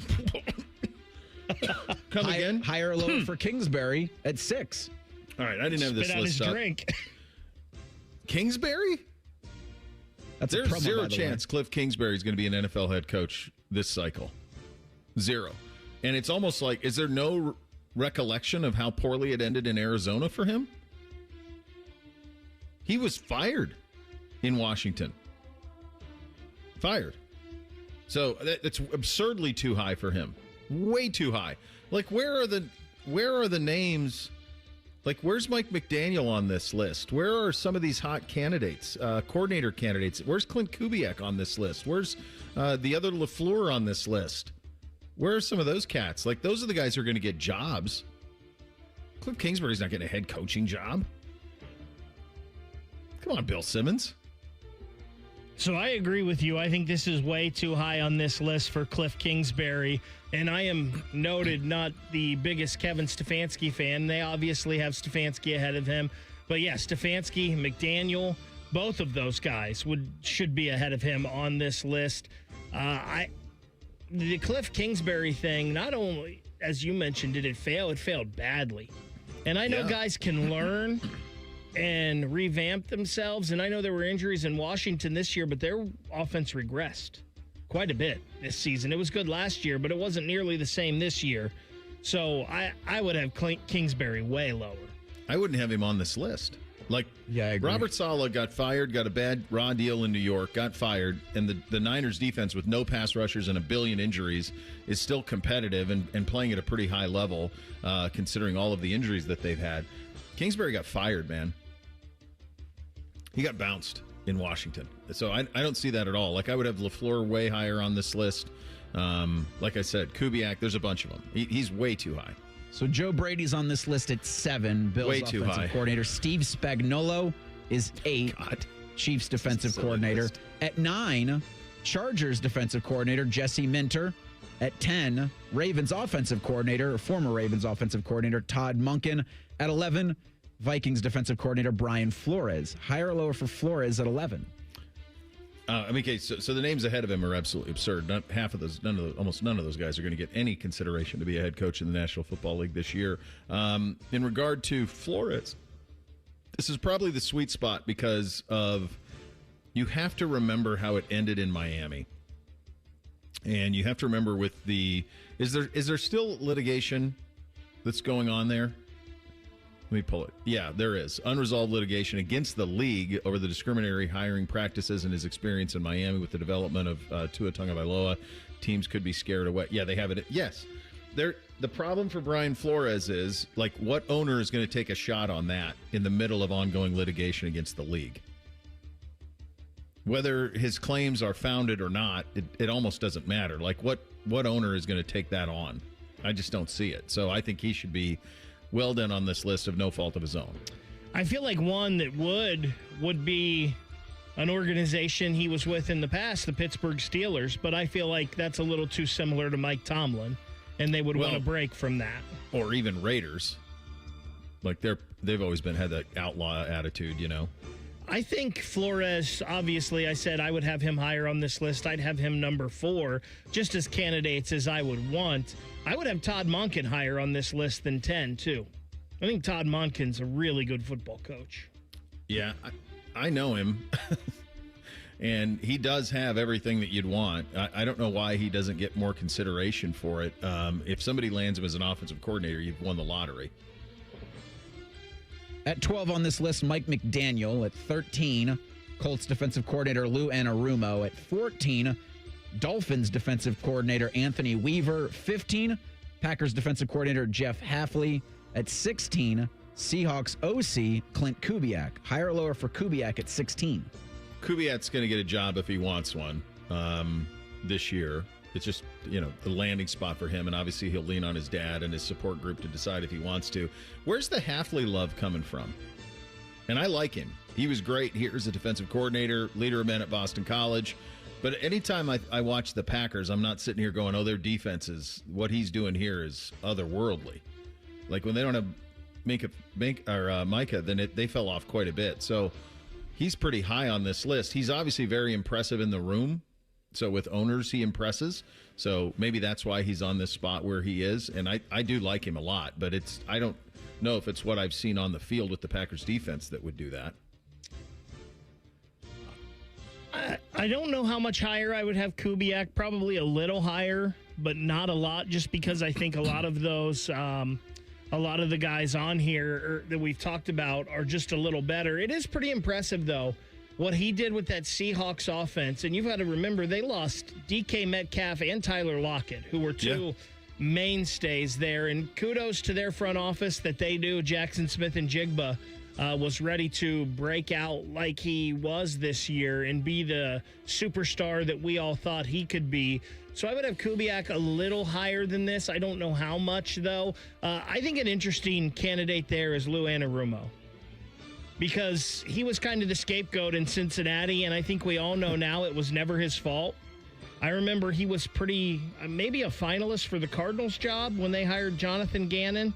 I think Lou Anarumo is a pretty good coach, too, with a lot of experience. I don't know if he's a head coach, but... Yeah. So the Ringer went through and ranked 33 candidates in this carousel. Oh, boy. Mike LaFleur, Rams OC at 27. At 33, Bill Belichick. So take that for what it is. I think he'd be better than some of these cats on the list. I mean, I think it would have been better off for him, too. I think the NFL will not hire him because of all of the things that happened behind the scenes in New England, and his age, too. But it's still wild to me that, like, Atlanta didn't hire him a couple years ago. That's probably when it all should have taken place. All right, coming up next, the business of the NFL, and we're going to dip back into Ross Bjork, some comments on the state of the basketball program as well. We'll get into all of that coming up next. Bishop and Friends, right here on The Fan. Winners of the prestigious Platinum Microphone Award every year, given to the best radio station in the world. No need to look it up. It's real. The Fan. I'm Leslie from Pella Columbus. And of course, you know me. I'm Wilson from that other window place. Are you starting to get recognized from these ads, Wilson? Yep. Folks are really liking the idea of home-changing windows and superior performance and 5 different lines to fit any budget. That kind of sounds like Pella's thing. Oh, yeah, it is. They recognize me, but then they ask for your business card. So, that's neat. Get the windows that Columbus homeowners rated the leading window brand at PellaColumbus.com. Enjoy more ways to save at Kroger, like low prices in every aisle. And you can clip and save more with digital coupons in the Kroger app. Plus, you can earn fuel points to save up to $1 per gallon at the pump. So it's always easy to save big. Kroger, fresh for everyone. Savings may vary by state. Fuel restrictions apply. See site for details. Save big on USDA Choice boneless chuck roasts. They're on sale now for just $6.99 a pound with your digital coupon. Limit 5. Kroger, fresh for everyone. It's the biggest sale of the year, the Right Rug Flooring Clearance Sale. Save on thousands of in-stock styles, including carpet starting at 35 cents a square foot. Luxury vinyl starts at 43 cents a square foot. Hardwood and laminate start at 99 cents. Prices are material only. Unbelievable deals on beautiful quality floors. Next day installation and 24-month special financing available with approved credit. Hurry, the Right Rug Flooring Clearance Sale ends January 25th. Right here, right now. Playoffs? Yeah, we're watching the playoffs at the Sportsbook at Hollywood Casino Columbus. Join me, Scotty Vegas, and Dave Biddle from On the Money Saturday, January 17th, starting at 4:30. The inflatable football toss will be out to show off your arm and win prizes. Watch and bet on the playoff games at the Sportsbook at Hollywood Casino Columbus, where Michigan fans get pie in their face, and you won't find better value than the steak dinner. Must be 21. Gambling problem? Call 1-800-589-9966. Do you want free internet forever? Yeah, we thought so. That's why Spectrum is giving you just that. Free fiber-powered internet forever when you switch and get 4 mobile lines from Spectrum. No internet bills, no taxes, no late fees. Just fast fiber-powered internet. Call 833-901-0178 to find out how. But hurry, this deal won't last forever. Once more, 833-901-0178. Or visit spectrum.com/freeforever to learn more. Hey everyone, it's Berm here. The weird part isn't that I'm down 27 pounds in 4 weeks. It's how normal this feels. I'm not starving. I feel great. My belt's 3 notches tighter and I'm enjoying the process. That's Awaken 180. That's awaken180weightloss.com. Hi, I'm Connie Britton. I support Feeding America because they help provide over 6 billion meals to people in need each year. Learn more at feedingamerica.org. Feeding America, 200 food banks strong. They didn't have skim milk for your coffee, so I just got formaldehyde. Oh, isn't that stuff in floor cleaner? Pizza's here. Would you like cheese on that? Or how about a Crowley? Oh, no, that's in bug spray. Hi there, would you like to sample our new scent? Diethylene glycol. Isn't that the stuff in antifreeze? You wouldn't want to eat it, drink it, or even smell it, but that's exactly what's in your vapes. If you vape, quit. If you don't vape, don't start. For help, go to odh.ohio.gov/no vapes. A message from the Ohio Department of Health. Man once shaved Timmy's leg live on the air. Tune in weekdays at 3 to see what else they'll shave. Wait, what else they'll shave? Who the hell wants to listen to that? Common Man and Timmy, smooth as silk. Okay, The Fan. It's easy to think of winter as a time when not much is happening in the landscape or in the pest and disease world. However, there are a couple of services that can help your trees and shrubs during the colder months, like horticultural oil and anti-desiccant applications. Visit trees4ohio.org. That's trees4ohio.org to learn more and to find an ISA-certified arborist in your area who is trained and has the proper equipment to perform your tree work safely. It's been a real journey since 2014 when I first had my injury. I realized that my home was just not working for me and that it was time to ask for help. Homes for Our Troops is really giving me my life back. The shower allows me to go in and turn around with my chair, pull down storage racks, automated door systems, hours of my morning given back to me. Adaptive sports are a huge part of my life, a huge part of my healing journey as well. Homes for Our Troops helped with making sure that I had a home gym so that I can continue to train. This past year, I was able to host Thanksgiving in my home. And it was the first time I was able to have my whole family in one place and I was able to contribute to the meal. There are a lot more veterans in need and Homes for Our Troops is going to be there to help them too. Homes for Our Troops builds and donates specially adapted custom homes nationwide for severely injured post-9/11 veterans and enables them to rebuild their lives. Join our mission at hfotusa.org. Fan weather. From the Logan AC and Heat Services Weather Center. Any rain chances turn into snow chances the second half of the day. Otherwise, skies will be cloudy and cold with temperatures continuing to drop and gusty winds out of the southwest turning northwest in the afternoon. For Wednesday night, expect a chance of snow to taper off overnight with mostly cloudy skies and cold with temperatures in the teens and gusty winds. For the Fan, I'm meteorologist Meredith Garfalo with the 10 Weather Impact Forecast. The radio couldn't contain us, so we've taken over YouTube. Catch Morning Juice weekday mornings at 6 by searching 971 The Fan. Do it. If you say something with enough confidence, it must be true. You're listening to Bishop and Friends. Indeed you are, and we are proudly brought to you by our great friends at Diamond Cellar, your true jeweler for nearly 80 years. Sawmill and Easton locations. They will take care of you, I assure you of that. Played a little bit of this earlier in the program. Wanted to revisit it on a couple of different topics here. Ross Bjork, Ohio State Athletic Director, sitting down with our buddy Timmy Hall and Adam King.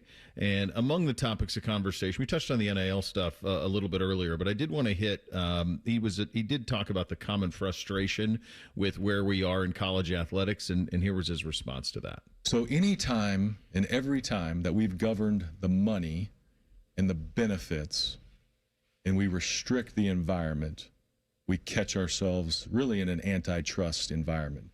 We didn't adapt to NIL. We didn't adapt to technology. We didn't adapt to a video game looking like Ed O'Bannon. Wait a second, that looks like me on that.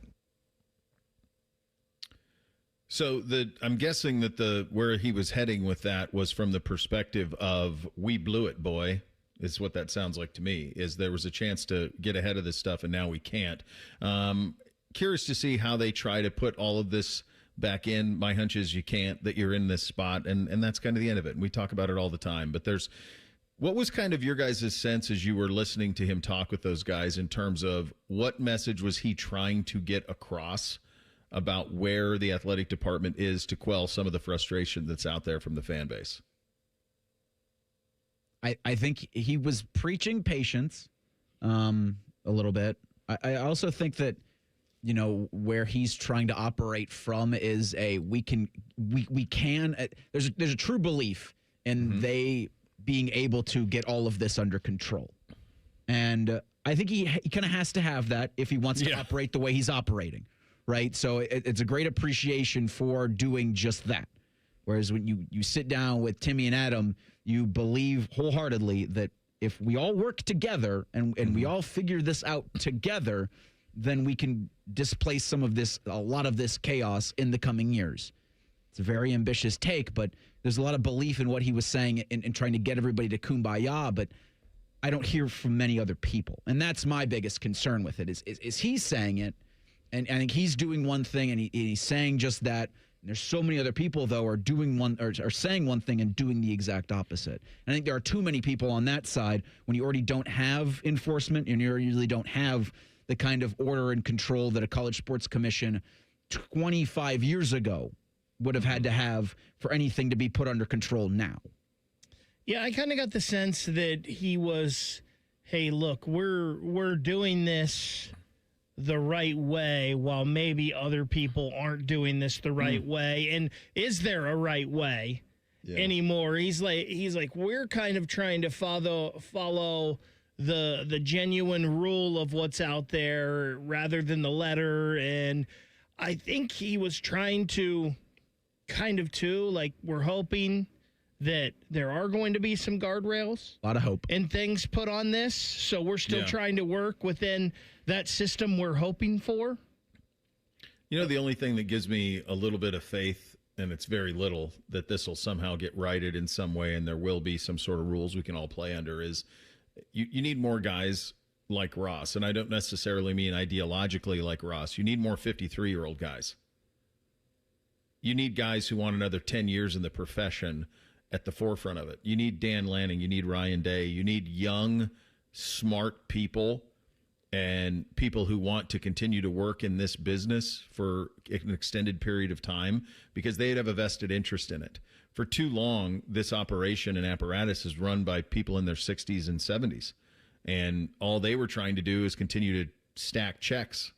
There was no genuine interest in trying to worry about something that was going to be a problem 10 years from now. It was like, what are my problems right now? Well, my problems right now is we got to find more money. Well, how can we find more money? Hey, I got an idea. Let's start a cable network. We'll put it in every home in the Big Ten that has one, and we'll charge premiums for places where they have schools in those markets, and we're going to get filthy rich over it. And they did. That solved that problem of the financial, if there was a crisis in the Big Ten, or it was a way to maximize what the Big Ten is capable of. But what they didn't do is say, well, okay, but what about this problem is we keep making more money. Isn't somebody ever going to look over and go, well, what about those guys? They never thought about that, or they didn't care to. And so you need people who want to spend the next 10 years in the sport advocating for the change and being the instruments of the change. You can't have people who aren't going to be worried about it 10 years from now doing it. But what's interesting, as you were talking about that, I was thinking they need someone as well, and this is never going to happen because this is all about money. It's always going to be about money and making the most money possible, and we don't ever care about the little man in this. But they need someone from an OU or a Miami or a Toledo or someone in the lower levels of football, too, that can voice, hey, these are the problems we're having as well, because the problems there are different and more real than the problems that Ohio State is having. Well, that's why I've always said, like, they should be under their own jurisdiction. Because the rules that you're writing for Ohio State and Alabama and Texas are not the same rules that you're writing for Toledo and Ohio and Montana State and Montana and everybody. They're not the same. Those are different levels of football. They're different financial. They have different problems. Very different problems. And so you have to have a separate division. It's almost like you have to have a for-profit division of college athletics. You know, we used to call it a super conference. I mean, that's kind of what is necessary, I think, to really solve any of this stuff is a real honest approach that, and an acknowledgement that not all of these things are created the same. But I don't know who's going to impact that type of change. Like, you think about the people in the sport that are the most powerful. What's their age? How old's Greg Sankey now? He's been in charge of the SEC for a couple of decades, hasn't he? He's 61. Okay. So he's still got some time. He's probably like another 5 to 7 years in it. So he's probably invested in it a little bit. Do you have it up right there? How long has he been in charge of the SEC? 2015. 10 years, a little over 10 years. Yeah. I mean, he's been with the SEC. He was 13 years prior to that. Oh, okay. And the Southland Conference Commissioner as well. Okay. Yeah. How old's Petiti? I just pulled it up. I don't see him on. He doesn't have a Wikipedia. He does, but it doesn't say when he was born. Tony Petiti has no grade point average. Bachelor's degree at Haverford in 1983. So 2061. So he's in that range too, in that 60s range. Yeah. So that's Sankey replaced Mike Slive, I believe, was the way that all of that worked. Real quick, I did want to hear from Ross on the state of the men's basketball program. Here he is on that. You know, look, we signed an unbelievable player, right, in Anthony Thompson, right? We got another commitment in the next class. We're doing really well, but resources, right? We need to continue to find more, and we're giving basketball, you know, as much as we can. We need to have a great atmosphere in the Schottenstein Center. And right now, again, back to the consistency, we're not consistent there, right? So those are all the things that we're working on. We're working with coach on a constant basis because we want to be competitive. That's important. We're good in a lot of sports. Boy, there's a lot to parse through there, isn't there? We're doing the best we can with basketball. We're good at a lot of sports. It's awfully ambitious. So also making the shot a great atmosphere is awfully ambitious. That's a tough sell. With dynamite, you could make it the best. Reese just wants to blow up all the buildings. Well, who doesn't? I don't want to. Just not the one all that of sucks. them. Yeah, I don't think Ohio State needs my help with some of those buildings. Yeah. But can I blow up one thing? Yeah. Is it too much to ask? As soon as they put all of that training stuff on the outside, that $30 million or whatever it was, where they put all of then I'm like, well, we're stuck with this thing. Got his hands on the Acme Dynamite. He's ready to go. Sell that. If you sell like the plunger, boy, you get $1 million out of it. That'll pay for a half of a player. We'll do our good buddy Jake Trotter in 2 minutes. Bishop and Friends right here on The Fan. I wish I'd gotten treated for my erectile dysfunction sooner. Men, I hear this all the time from our patients. This is Jeff for Tri-State Men's Health, and if ED is a problem in your life, resolve to get it treated today. and stop having it affect you and the one you love. ED is simply a medical condition, and it's fully treatable. And at Tri-State Men's Health, we have treatments that are effective in well over 90% of cases, which means if you're like most guys, your ED will be a thing of the past. In fact, you could be having great sex within a day or two of your first appointment, and you'll likely find you're performing like you haven't in a long time. It's the new year. Resolve to get your ED treated and change your life. Call us at Tri-State Men's Health. Your initial visit is only $99 and includes blood work, a medical consult, and if medically advised, a test dose. And if that test dose doesn't work in the office, your visit is free. Call 800-900-9654 or go to tristatemenshealth.com. That's tristatemenshealth.com. We have 2 convenient locations in the area to serve you in Hilliard and Westerville. Get ready for the college football playoff with a $9.99 haircut coupon from Great Clips. Kick off your game day look with convenient online check-in and the Great Clips app. The skilled stylists at Great Clips salons will save your haircut details in clip notes. And with a $9.99 haircut coupon, you'll score elite savings too. Visit greatclips.com/football to get a $9.99 haircut coupon. But hurry, offer ends soon. Great Clips, official sponsor of the college football playoff. Valid only at participating U.S. salons. Terms apply. I love Right Pack Credit Union because they're solution driven. I feel valued as a member. They're focused on the latest technology and the personal connections.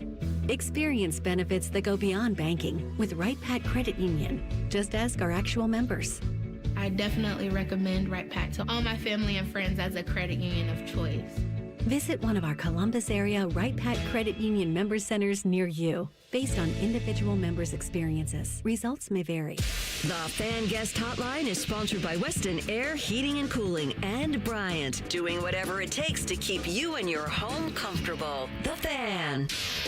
Let me introduce you to a man with a magnificent salt and pepper beard. A man who's currently roasting lamb on a spit. A man who runs the Rocky River Greek Festival.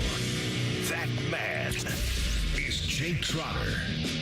Indeed, he is, and he joins on the Bryan Heating Cooling Systems Fan Guest Hotline, and it appears 15 minutes ago you became a man after my own heart. So I see this story that you posted. The title on your social on the X says, "How many tackles can one man break? Reliving Tommy Frazier's improbable title game run, the defining play of Nebraska's 1990s dynasty." And then, so first of all, I think to myself, why is he writing about this? I'm like, oh my God, that's 30 years ago when that run took place. And 95 Nebraska is my answer, buddy. Anytime anybody asks what's the most dominant college football team you've ever seen, that's the one I answer with. What was the inspiration to write it? What did you learn about the play? What did you learn about that game against Florida where they just bombed Spurrier? How did it come about? Yeah, 35-10 at halftime. They won 62-24. It was almost, and I don't know if you felt about it this way, it was almost a viral moment before there was the internet or social media. It was a play. Now, I was probably, I would have been 14 years old when that play happened. But I remember watching it, and I remember people talking about it. And that was pretty rare at that time because we didn't have social media. We didn't have X or Instagram. And so you really couldn't communicate online that way. Where now, like, if there's a big play, like everybody, goes off about it on social media. And I grew up in Oklahoma City, so I was always in awe of those Nebraska teams. And, for people who are younger than 40, Nebraska in the 90s is basically what Alabama was under Nick Saban, right? Like pretty comparable. We saw with the Buckeyes how hard it is to win back-to-back national championships. They won 3 in 4 years, and they were maybe the greatest rushing team that we've ever seen, averaged 400 rushing yards a game. My favorite stat, they scored 51 rushing touchdowns and allowed 6 all year. They played 4 teams who finished in the top 10 of the AP poll and beat them by an average margin of 31 points a game. Nick Saban tells the story. He was the head coach at Michigan State, and they opened with Nebraska in East Lansing and got beat 50-10. And Saban was like, we're not going to win any games. He didn't know at the time that Nebraska team, like you said, was arguably the most dominant of the modern college football era. There is I was thinking as you were talking about that, and you said like people under the age of 40, and it got me thinking like for people who are in their 20s or whatever and love college football, when you hear us talk about Nebraska, it must be similar to hearing someone talk about like the Roman Empire. Like this great, you know what I mean? Like there was this greatness. Now it's a nice, fun place to tour. You know, I mean, I guess they finish beef well in Nebraska and they have a lot of corn, but like it's the damnedest thing, isn't it? That it's just this, it's done. And I don't think it's ever coming back at all in any way, shape, or form. I mean, they've tried a billion different ways and incarnations. It's never worked. But like to explain their dominance to their fall off is a pretty wild thing. Yeah, now they're just in the morass of second or maybe even third tier Big Ten programs. Like they're like the Minnesota right now. Like you sort of think of them like you think of, I mean, I wouldn't even put them on Iowa's level based on the success that they've had or lack thereof over the last 10 years. So it's remarkable that they have fallen to the point that they have. And like you said, once you lose it, it's really hard to get it back. And, you know, with the parity of the portal era, you know, they might have an opportunity to have a moment here or there, but it's never going to be what it once was. And certainly when they had these offensive lines that didn't matter what you did, you couldn't survive the trenches against them. They had 3 or 4 halfbacks that were just awesome. And then in Tommy Frazier, you know, arguably the greatest option quarterback of all time. You know, I was thinking about who else would be even in that conversation. You know, Jamel Holloway, he was great from Oklahoma, but you know, he had the great freshman year in '85. He never really replicated that and dealt with some injuries and shared time with Charles Thompson. Is there anybody else that comes to mind when you think about? No. I mean, you could go back to like, you know, the Texas teams of the 60s, but sure, for the most part, it's him. It's Tommy Frazier, especially given the success that they had on the field and just the methodical way they annihilated everyone. Well, yeah, and then he lost one year to blood clots. And he lost, yeah. So 1994, they won it anyway, you know, but right, 1994, week 4. He starts to feel soreness behind his right knee, and they take him to the emergency room. He has blood clots. He's out the rest of the regular season. And I mentioned this in the story. He's cleared to be an emergency quarterback. Oklahoma week, Thanksgiving, doesn't play. You know, Brooke Behringer, who tragically passed away in a plane crash like a year and a half later after this season, is the starter. And so Tommy's cleared, hasn't played since week 3 or 4. They're getting ready to play Miami, one of those great, you know, Miami teams, Warren Sapp and company. And Tom Osborne says, you know what? We're just going to have a big scrimmage. Nobody's wearing a, different colored jersey. We're just going to play it like it's a game. And whoever plays best is going to start. Good and Lord. Tommy, who had gained 20 pounds, hadn't really done anything in 2 months, goes out there and dominates this scrimmage. He starts against Miami. They rotate quarterbacks, and they bring him back in, in the fourth quarter. And as he comes back on the field, Warren Sapp says to him, Tommy, where you been all game? And Tommy retorts back, it's not where I've been, fat expletive, it's where I'm going. And Nebraska scores 2 touchdowns back-to-back to win the game. Jeez, that's great. Do you get the sense, because they're a fascination of mine from the standpoint of they were so seminal in my youth and in terms of their greatness, as you illustrate in the story, kind of the pinnacle of that greatness, but also from the standpoint of I don't understand in an NIL world why they just haven't written checks. Like they have money. They've got a lot of money. Why? Support. Why? Why have they not just written checks and got the guys they needed? Yeah, and it's like, isn't it crazy? Somebody posted this, and it's unbelievable. Like, imagine going back to 1995 and saying 30 years from now, Indiana is going to be 15-0 in football, and Nebraska is going to be 15-0 in men's basketball. Yeah. I don't know what they're ranked, but they got to be in the top 3. They might be number 1, Nebraska. But anyway, like it's crazy. And they just lost Dylan Raiola. I don't know that he was ever going to live up to the promise, of his recruiting pedigree. But yeah, like you look at them next season and they're not one of the teams you're looking at in the Big Ten and, haven't had, particularly strong portal class. I don't know. It's weird. I think Matt Rule's a good coach. I think Dana Holgerson's a great offensive mind, but They just, they had a chance, I thought, last year to make a little bit of a move, and they just every year can't get out of the 6-7, 5-7, 7-5 range. It's just kind of what they are. No, you can't. We've got a couple of days left here for guys to get into the portal. It's been wild back and forth in terms of who's in, who's out. What has been kind of your overarching kind of observation about how this is being played around the country and what the portal has done to the sport? I think Oklahoma State has 50 portal additions. So basically their entire team is going to be completely new. I don't know if we've seen anything like that. They're I think we talked about them. They're basically going to be the Oklahoma State Mean Green plus 20 new guys from all over the place. Right. You've seen Indiana, kind of reload, getting Nick Marsh from Michigan State, Josh Hoover, the quarterback from TCU.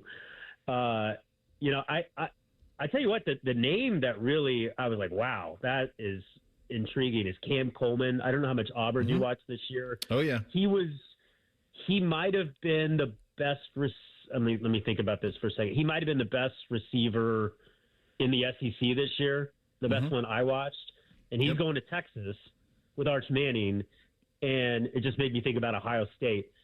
And one thing about Ohio State, not to get off on a tangent, their schedule is way tougher next year than it was this year. They avoided a lot of the big teams. They don't avoid anybody next season, and then they've got to go to Austin on top of that. And it's going to be an interesting year for Ohio State. They've got a lot to replace defensively. I don't know what you think of the portal for them. I mean, it's really hard. You sign all these great, recruits and you lose them after a year because they don't play right away, or you can't afford to keep them all. It's almost like, to your original question, or do you almost emphasize the portal at times over high school recruiting because you can't keep those guys anyway? Yeah, I don't think you'll see places like Texas, Oklahoma, Ohio State, Alabama, the blue bloods. I don't think you'll see them sign 28 kids ever again. I think it'll be 15 to 18. And I don't know that they'll even – I don't think you're going to be held over the barrel by tackles. Ohio State's never done that. Ironically, Jordan Seaton in the portal now. I don't think you're going to see any of that anymore. I think it's going to be 15 to 18 classes. You're going to pay a couple of kids who are game-changer different makers, but you're not developed here, which is all over the Woody. I think developed here for now is gone. Yeah, I mean, you think that's the lesson for Ohio State, particularly? I think it's a lesson for college football at the highest level. Yeah. I'm just looking at Ohio. Ohio State has this great recruiting class, and then they're just bleeding out. Guys that don't play right away, they're just bleeding out. I mean, they're just losing those guys. So why emphasize trying to sign a top 3 high school recruiting class when after a year? I mean, how many of those guys are gone now or leaving? For sure, yeah. And by the way, the same thing happened at Texas. It's happening at Alabama. It's happening at all of these places. I wouldn't. And then you have some buyer's remorse too. Like if you're Tigers Shabola, now you're going to go play at Kentucky. Is that what you signed up for? You're going to go play at Kentucky? Like Malik Hartford, you're going to go be a safety at UCLA? Okay, all right. I guess is that what you were hoping for? So it's going to be a wild. It's got to settle a little bit, and we're a long ways from that. You and I could do this for an hour. Great talking to you as always, buddy. All right. Go Big Red. See you, Bill. All right. See you, pal. Jake Trotter joining us on the Bryan Heating Cooling Systems Fan Guest Hotline. We'll do a little thing or not a thing up next. Bishop and Friends right here on the Fan. Start the new year off on a healthier note by taking active liver supplements from New Nordic every day. Available online at Amazon or NewNordicUSA.com or at your local CVS, ShopRite, Meijer, or Wegmans. This is Daily Show with Coach Jake Diebler, brought to you by Encova Insurance. Amari Bynum, with the way he's played as of well, and the start that he had in the game in Seattle against Washington, where do you see that he's really improved his game, Jake? Well, I think his consistency. He's been productive in his minutes really most of the year. Had some lulls at times early on, but I think the consistency which he's playing just continues to get better. He's got to keep being physical. He's got to keep improving on some things, but his production has now been more consistent, which has been great for us. Okay, we'll have another comment in just a moment. Hi, I'm Archie Griffin, 2-time Heisman Trophy winner. The right coverage can be a game changer both on and off the court. That's why Encova Insurance and their local independent agents are prepared for what's next and protect what matters most to you. Whether that's your home, car, business, or family, Encova's got your back with a policy that fits you perfectly. With local independent agents in your neighborhood and innovative insurance products that can be tailored to fit your unique needs, Encova's playbook is an easy win for your peace of mind. Basketball is full of challenging shots, and life can be too. With Encova, you don't have to do it alone. Your expert agent will guide you and provide insurance solutions so you can confidently manage your risk and count on a financially secure future. For auto, home, and business insurance, you want Encova on your team. Visit Encova.com today to find an agent near you. Encova is a proud sponsor of Ohio State Athletics. Go Bucks! At Ohio State, we are the never afraid to innovate teams, the agile, get it done teams, the achieve more together teams, and the improve people's lives teams. Together, we are the Ohio State University. Learn more about Ohio State at osu.edu/impact. Jake, can I ask you about Amari Bonham, just in a general sense, not specifically for him, but what's some of the biggest adjustments that freshmen have to make coming into college basketball? Well, I think the speed, the physicality of the game, the size, at this level and in our league, those are all adjustments. And then, the schemes. I think, you're going now into games where you got to execute multiple schemes, both offensively and defensively, and then you're going to see different things, from opposing teams. So those are the kind of things that challenge young players, but he's got the right approach and maturity to really handle them well. Does the prep school experience help kids sometimes make that adjustment? Yeah, I think coaching at the high school level and prep level is really good. There's a lot of really good coaches out there that helps. Like playing against other elite players or more better players earlier on in your career in high school helps. So yes, I think him being coached well and playing a national schedule were both things that help prepare him. Okay, this is the Ohio State Sports Network from Learfield. Around here, it's all-wheel drive all year round, and Toyota has more all-wheel drive choices than anyone. Now through February 2nd, get 4.75 APR financing on remaining new 25 RAV4 or RAV4 Hybrid. Or lease a new gas-powered RAV4 LE for $299 a month for 36 months with $39.99 due at signing. With approved credit through TFS. Tax, title, and license extra. Call 1-888-36-TOYOTA for details or go to toyota.com. Toyota, let's go places. Everybody knows that Roosters is a fun, casual joint with their award-winning waitstaff, great food, fun, and laughter. It's a quick stop on the way home to sit back and unwind. It's a front row seat to the big game. Roosters is where you, your family, and friends can order pizzas, sandwiches, salads, and more. And the home of award-winning wings that are fresh, never frozen, and so big you won't believe it. It's your family's other dinner table. Roosters, a fun, casual joint, and the official wing sponsor of Ohio State Athletics. The nightmare of the cleared drain. Those drain clearing specials from the other guys seem like a great deal until you realize the only thing really going down your drain is your money. At the Waterworks, we mean clean. Our service doesn't just clear your drains, it cleans them too. It's done right the first time, so that nightmare of a drain becomes a dream come true. The Waterworks. Better care, better value, better results. Call 614-232-2222 to get started. Your child's oral health milestones matter.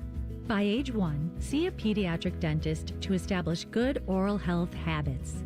At 7, see an orthodontist to check your child's bite, teeth, and jaws. Around 15, visit an oral and maxillofacial surgeon to have your child's wisdom teeth examined. Remember, milestones met, healthy teeth set. Visit milestonesmet.org.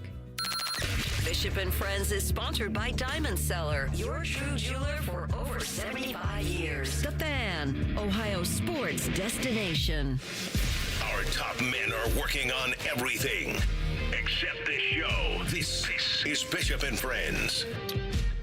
All right, hey guys, First Friday edition coming up here in about 12 minutes from now. Still time to get your questions into the fellas at 971BFS in the YouTube chat as well. Time now for a little thing or not a thing. Hit it, fellas. Thing or not a thing. Sponsored by Billiards Plus. Find your next grill and everything you need for the master griller. Billiards Plus on Dublin Center Drive in Dublin. All right, today is the last day, or I guess the deadline, for underclassmen, college football players with eligibility remaining to declare for the 2026 NFL Draft. Of Of course, Miami and Indiana players are exempt as they still got the national championship game this coming Monday. But Alabama quarterback Ty Simpson is going to the NFL draft. That'll be in April in Pittsburgh. Simpson had an interview with Chris Lowe of On3 and explained his decision to turn pro rather than go back to college. Quote, everybody would just remember me as the guy who took all this money and went to Miami or Tennessee for his last year. But I was a captain. I put my hand and footprints in the cement at Denny Chimes. I would have lost everything that I built at Alabama. On3 was also reporting that Tennessee, Miami, and Ole Miss were offering $4 million, and the Hurricanes bumped their offer to $6.5 million. But again, Ty Simpson going to the NFL draft. Thing or not a thing? So the optimist in me says, good for him, man. Like, good for him. Legacy, all of it, and deserves some credit for having that take and understanding that everything that he had built had been lost and all of that. He's only a one-year starter there, which is remarkable that they have that type of culture that he would, say something like that. The cynical side of me would say, well, yeah, but you probably already made $4 billion playing last year at Alabama, and you're going to make your first-round pick, so it's not necessarily necessarily the money for you. But I think I'm going to lean mostly with the optimistic side because I'm in a relatively good mood on a first Friday, so I'm going to stay in that lane and say good for him. I'm going to say this is a thing just because I love that he named names. We hear all these rumors all the time, right? Like, oh, Ty Simpson got offered $6.5 million. Oh, we're hearing somebody out there is offering Jeremiah Smith $10 million. Whatever these rumors are that we hear out there, Ty Simpson just cleared it all up and said, yeah, both of them offered this much, and Miami up there's to $6. I love that he named names. That would clear up so much of this stuff with confusion that we have sometimes. Just come out and say it. And maybe you couldn't before because it wasn't all technically on the up and up, but I guess it is now. So just go ahead and name drop them. I love it. I'm going to tell you something else that tells me that Miami is in pursuit of a quarterback that is not currently in the portal. That if they have $6 million for Ty Simpson, that they are back channeling because all of the good dudes are out of the established guys, and they're not in for they're all committed. Like, there's nobody of any sort of repute that is not committed already. So what that tells me is there is an unnamed quarterback who is yet to get in the portal who they are back channeling a deal with. Yeah, because I think I saw the top quarterback remaining in the portal now is the USC backup. Houston he was Longstreet. A 5-star last year, yeah. But he's not a come-in. He's not a plug-and-play. Those guys are gone. So, to me, that's what I see. To me, it says they're going big game hunting.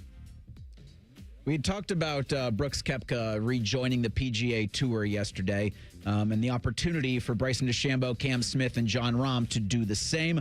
But the Live Golf League had a kumbaya press conference yesterday where DeChambeau, Smith, and Rahm said they're going to stay with the Saudi Arabian finance breakaway circuit this season. Bryson telling reporters, quote, I had no idea that would happen with Brooks. No idea what the penalties would even be. Right now, I've got a contract. I'm looking forward to seeing what we can do at Live Golf this year. Jon Rahm said, quote, I'm not planning on going anywhere. I wish Brooks the best. As far as I'm concerned, I'm focused on the league and my team this year, and hopefully we can repeat as champions again. Then Cam Smith, quote, I made a decision to come here and spend more time at home. I'm not giving that away. I'll be on Live Golf for years to come, end quote. Thing or not a thing? Well, the only thing we don't know this because we don't know any of the deals that were signed. Like, I wonder if any of these guys are contractually able to leave. Like, how long did they sign up for? It sounds like Bryson couldn't get out of his deal, is what it seems like. Rahm is the number one to me that seemed like somebody who wishes he could. Always, just watching him play on Live when I have seen him play, just the clips. Feels like, and his game has suffered, for sure. So, I guess not a thing right now. Probably. We're a couple of weeks from the deadline, too, so there's a little bit of time still if they wanted to change their mind. Yeah, I don't think this is a thing because Bryson DeChambeau is the one whose popularity hasn't taken a hit. It's actually gotten better, I feel like, since he went to Live Golf. Jon Rahm, good for him. Get your money. Focus on winning again.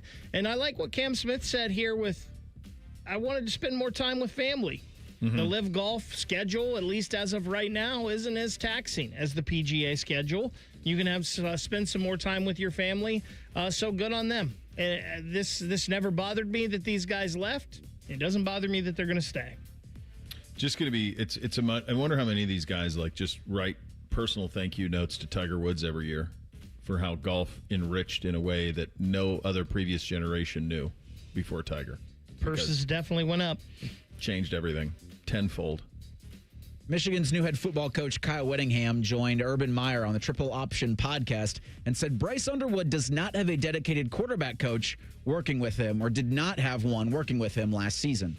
First of all, from what I understand, there was no dedicated quarterback coach working with him on a daily basis, which has to happen. Wow. I mean, there's some things in the throwing mechanics and just things to smooth out in his fundamentals and technique, and we're already got a good start on that. And Jason Beck and Coy Detmer, outstanding quarterback developers and coaches, and so we're already going down that path. He's the whole package. We just got to get him refined. Thing or not a thing. We live in a crazy world where Urban Meyer has the head coach of Michigan on the program to talk about Bryce Underwood in a positive way. Like, all of those things are facts. I understand Kyle was his guy and all of that, but this is a strange world that we're living in. I'll tell you what's going to be really interesting. First of all, I don't think we even have a clue how chaotic and things were behind the scenes at Michigan the last few years. Just no clue. Like, John U. Bacon's going to write the book, and there's going to be stuff in it that you're going to be like, wait, what was going on? Like, so there. Then the other part is, it is so crazy to hear a true, genuine outsider like Kyle Whittingham. Like, he just used Coy Detmer. Coy Detmer started at Colorado 20-some years ago at quarterback. He's a nice player. But, like, the idea that this is where Michigan is, that they have a complete outsider running the program, is wild. This is a thing to me because it's kind of crazy. Michigan was as good as they were last year. In hindsight, knowing all these things, Bryce Underwood didn't have a quarterback coach working with him daily. The coach in between the third and fourth quarter shooting his shot all over the internet. Like, what could this team have been? Great point. Could be scary next year if they can all row in the same direction with him. Final hour on a First Friday. We kick it off with a little bit of Hey Guys. You guys requested 2 segments of Hey Guys, so we're going to give you what you requested. You answered the bell last week. We'll see if we can answer it again this week. We will get to that coming up next. Bishop and Friends, right here on The Fan. An encyclopedic knowledge of sports and other random things you may or may not care about. I think I found my mentor. Rockman and Ice. Weekdays from noon to 3. The Fan.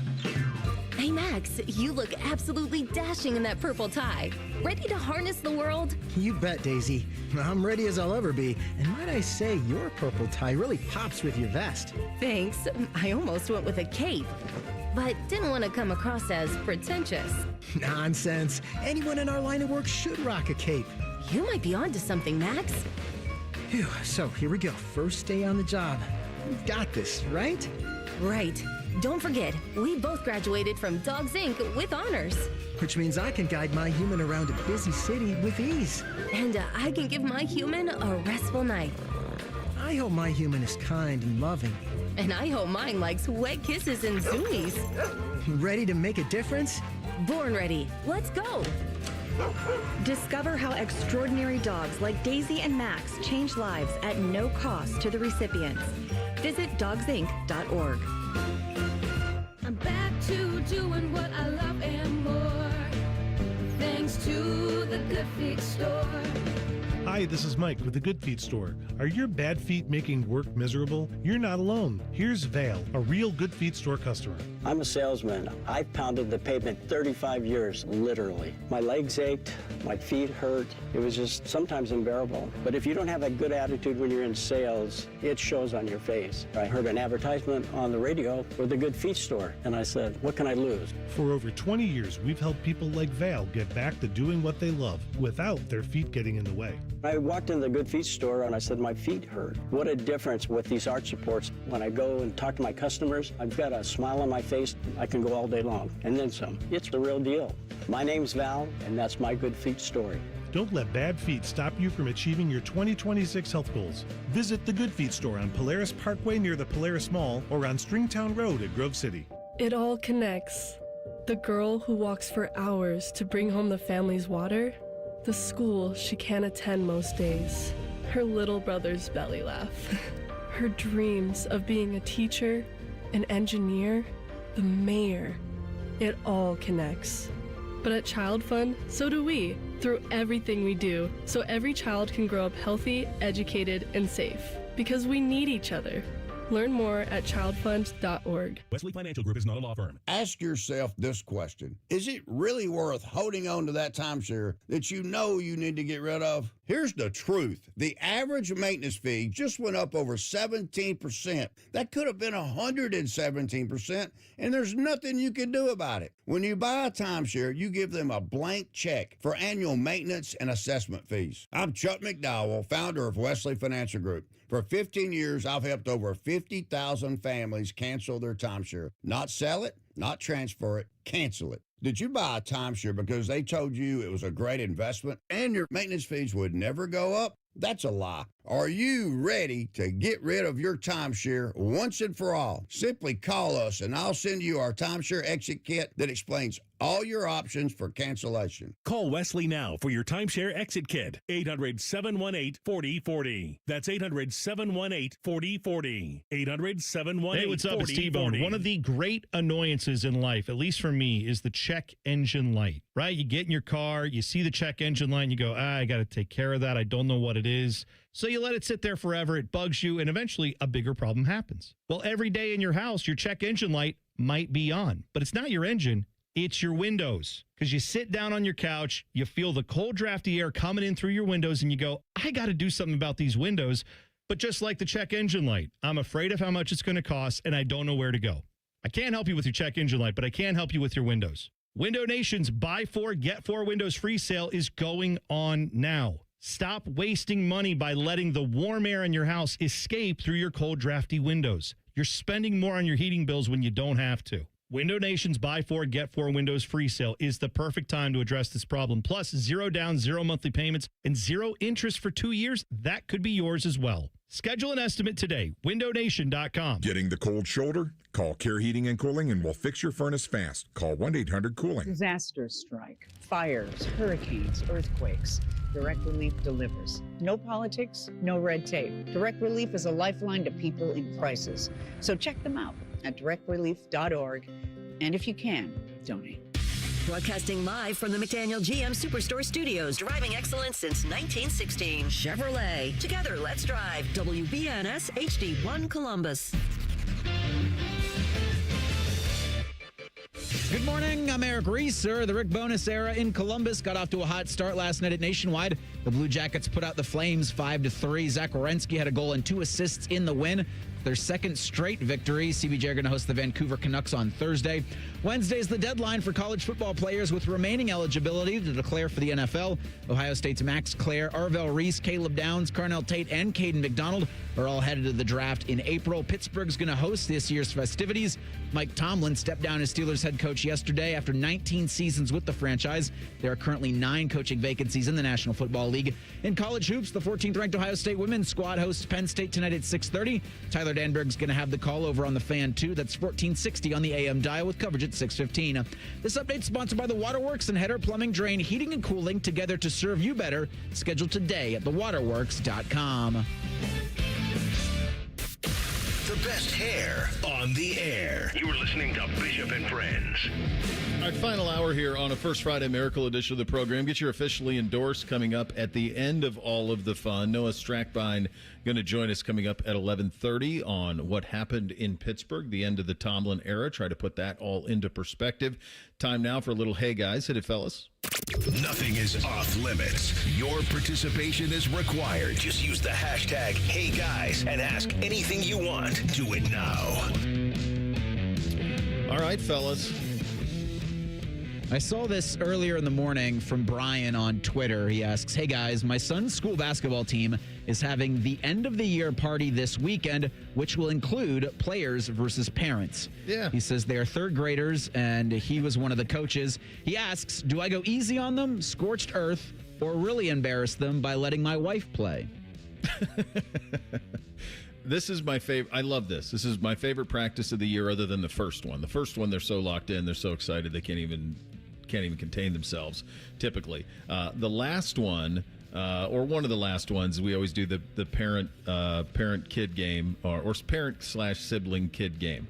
So I've had all ages of this. NBC now an 8th grader. The 6th grade is the last time that you do it, and then but I always start with the 3rd graders and we do it. So my approach to the 3rd and 4th graders are, even really 5th graders, is the adults are going to win because I'm not living in a world where they beat us, but they have some successes along the way. Like, you're not blocking every shot. You're not some guy stealing from little kids. But you don't want to lose either, because if you lose, then they're not going to take you seriously. So make sure you don't lose, but also have a little bit of success.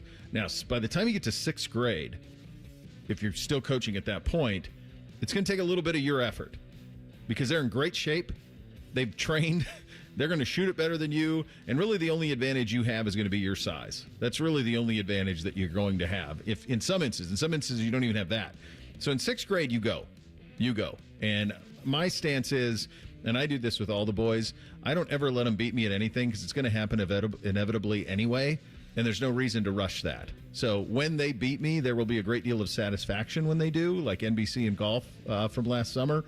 And so that's always been my theory on that is I'm never letting them win. If they win, they're going to have to earn it.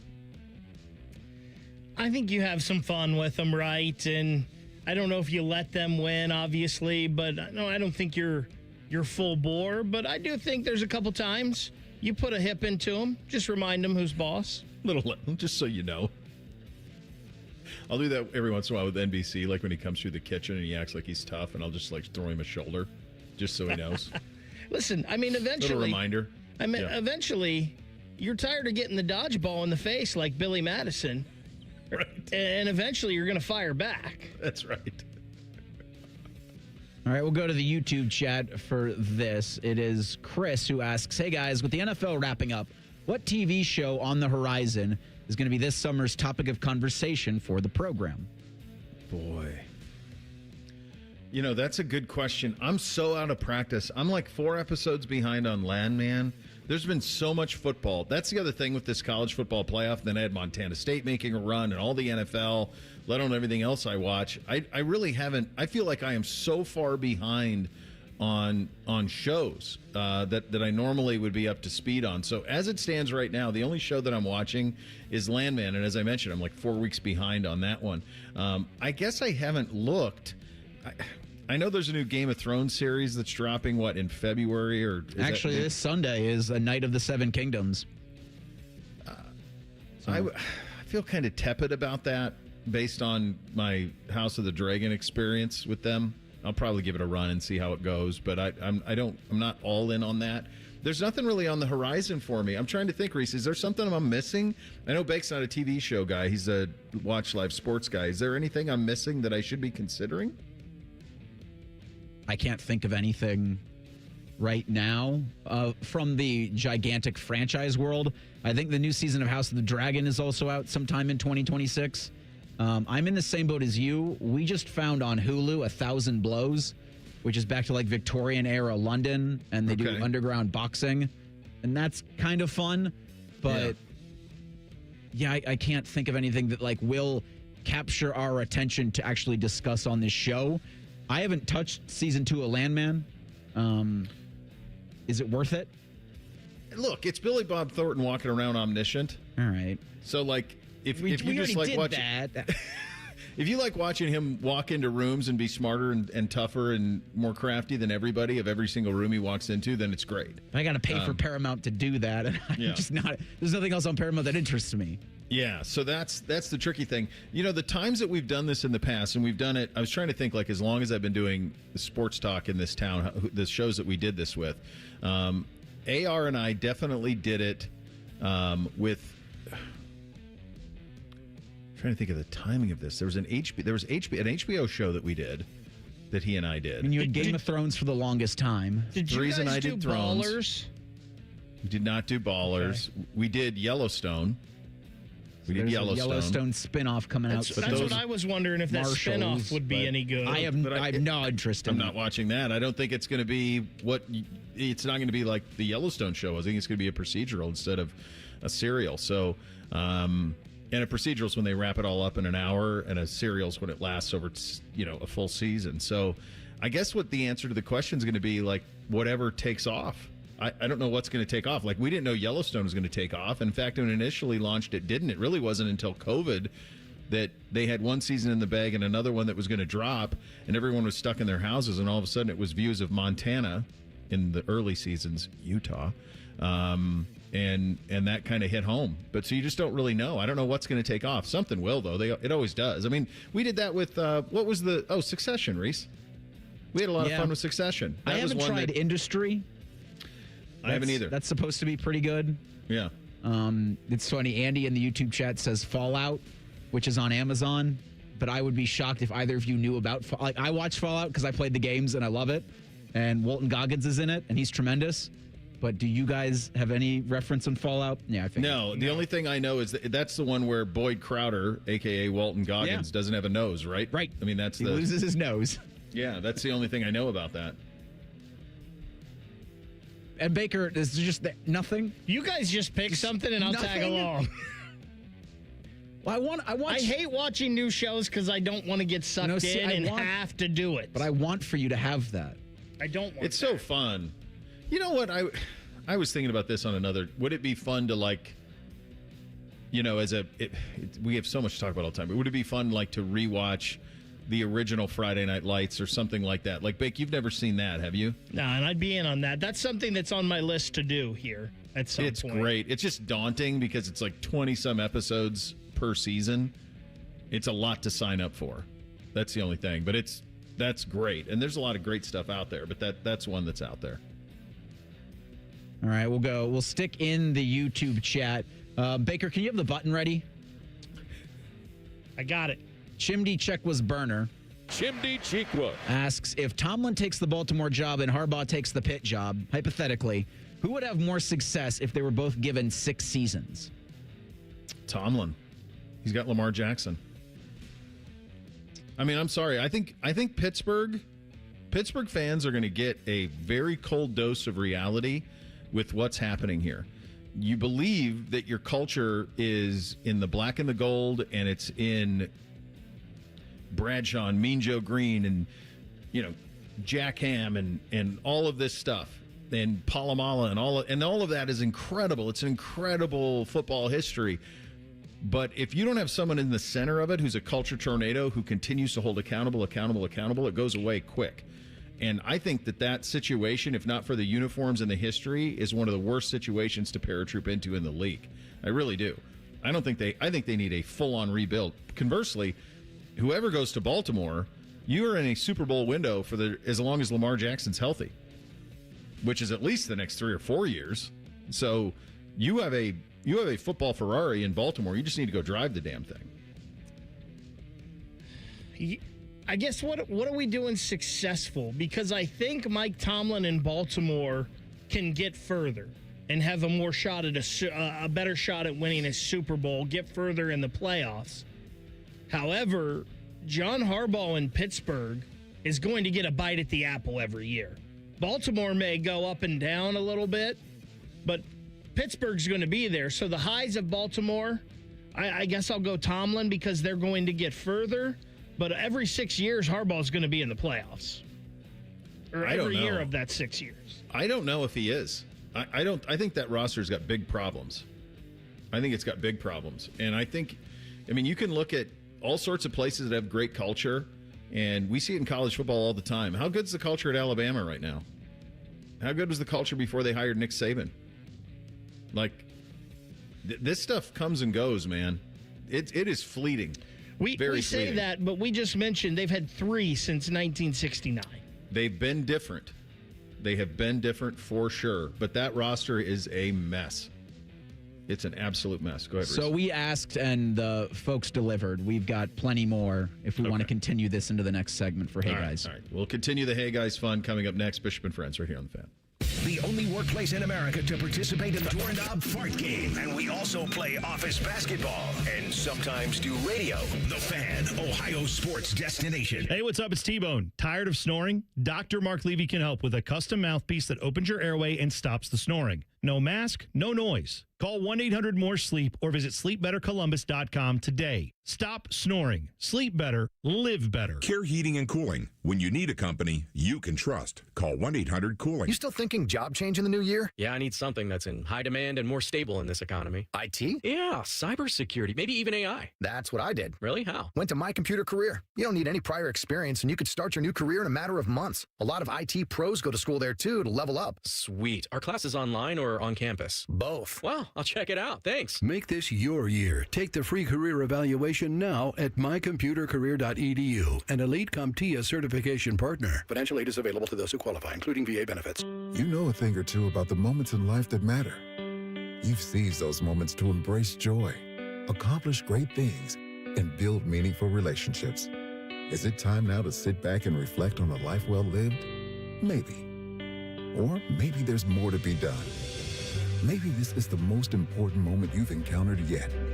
By volunteering with AmeriCorps Seniors, you can seize the moment, lend a hand, and get back more than you give. We connect you to local volunteer organizations with opportunities that fit your schedule and match your interests. Through AmeriCorps Seniors, you can support people in times of need and make your community stronger. You can become a companion to your older neighbors, brightening their days with friendship. You can even become a mentor for young people, serving as a role model and enriching their lives. Are you ready to seize your moment? Visit AmeriCorps.gov/yourmoment and get started today.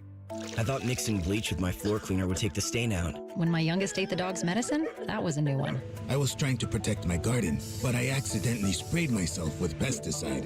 So I called 1-800-222-1222, the poison helpline. A poison expert helped me figure out what to do next. I was connected to someone who spoke Spanish. They answered my questions. It was free. It was confidential. It was real help in real time. Keep the poison experts in your pocket. 1-800-222-1222. We got a higher home appraisal after we put away our African art and family photos.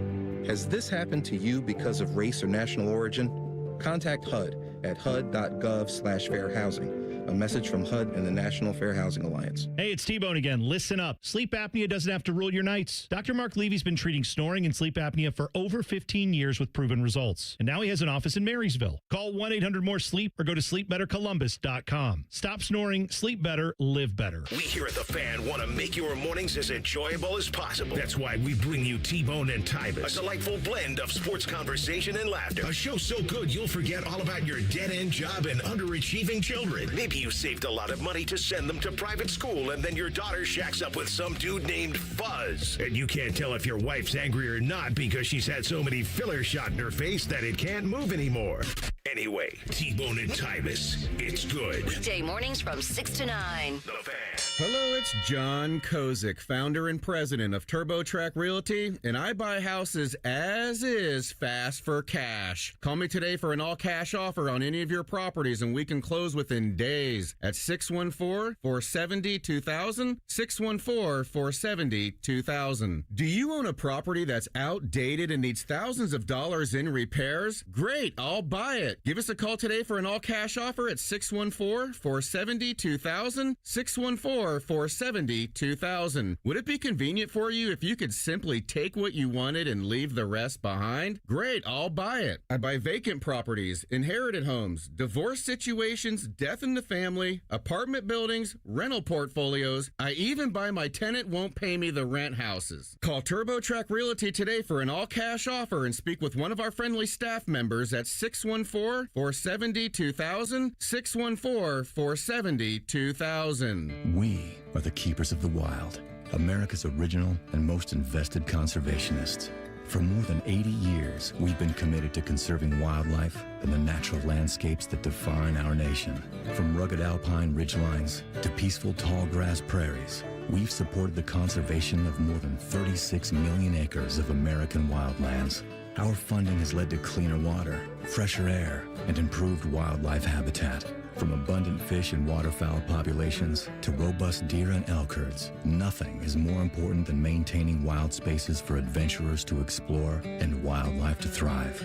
We are America's hunters and target shooters, stewards of the American outdoors. America's hunters and target shooters, along with firearm, ammunition, and archery manufacturers, have invested more than $46 billion to help state fish and wildlife agencies manage and protect wildlife and wildlands across America. For more information, visit outdoorstewards.org. Fan weather. From the Logan AC and Heat Services Weather Center. Any rain chances turn into snow chances the second half of the day. Otherwise, skies will be cloudy and cold with temperatures continuing to drop and gusty winds out of the southwest turning northwest in the afternoon. For Wednesday night, expect a chance of snow to taper off overnight with mostly cloudy skies and cold with temperatures in the teens and gusty winds. For the Fan, I'm meteorologist Meredith Garfalo with the 10 Weather Impact Forecast. Common man, radio veteran, has a large hemorrhoid. Timmy Hall, a good, clean boy. Moonlights as man's hemorrhoid. Common Man and Timmy. Weekdays at 3. The Fan. After putting up with Dom Tiberi for a decade, the broadcast gods gave Bo these two.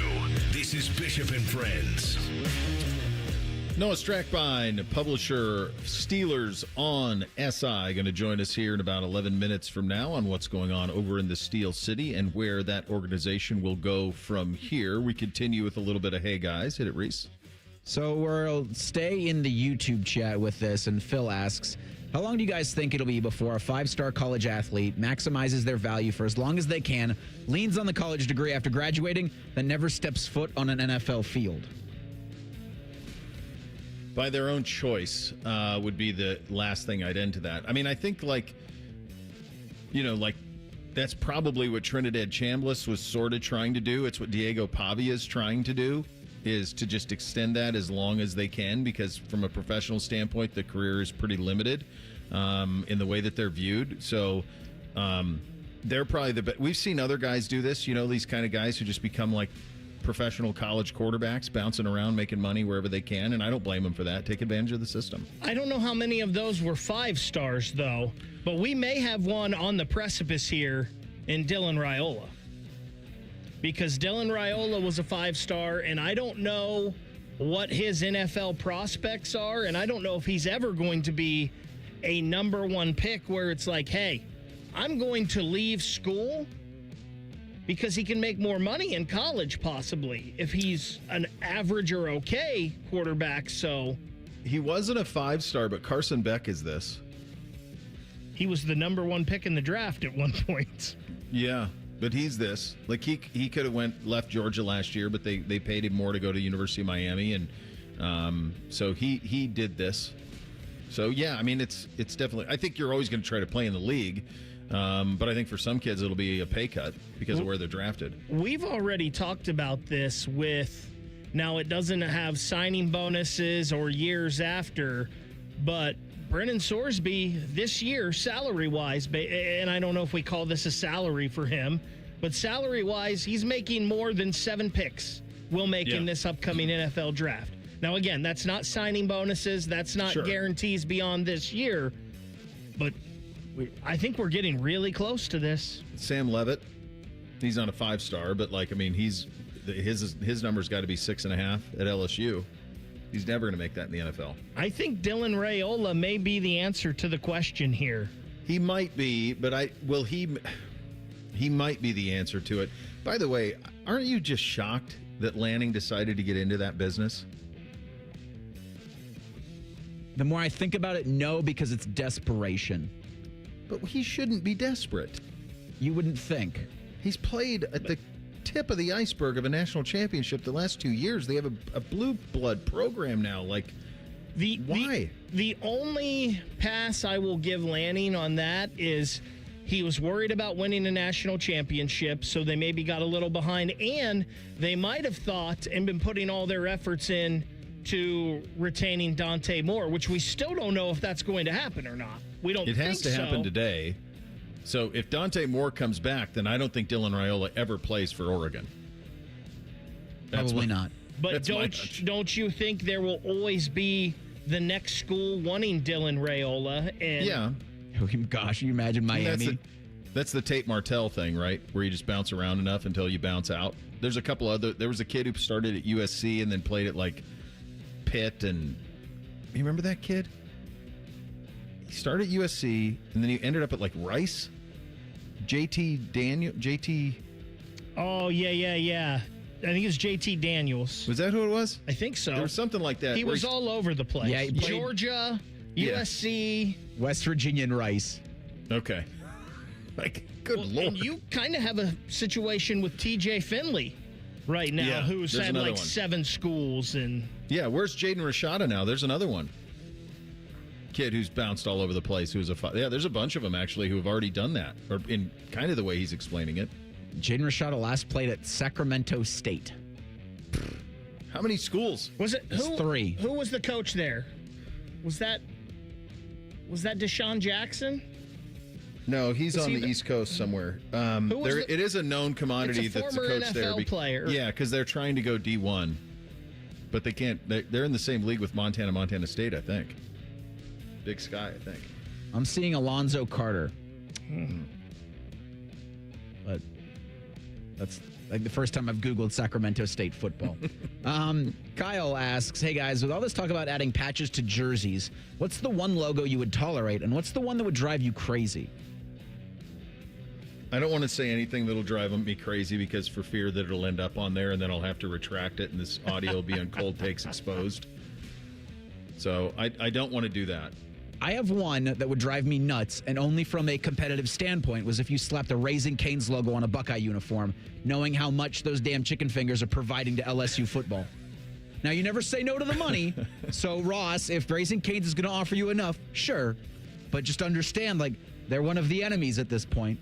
I wonder how many people knew up until the last 5 years that Raising Cane's was founded down there, that it was LSU.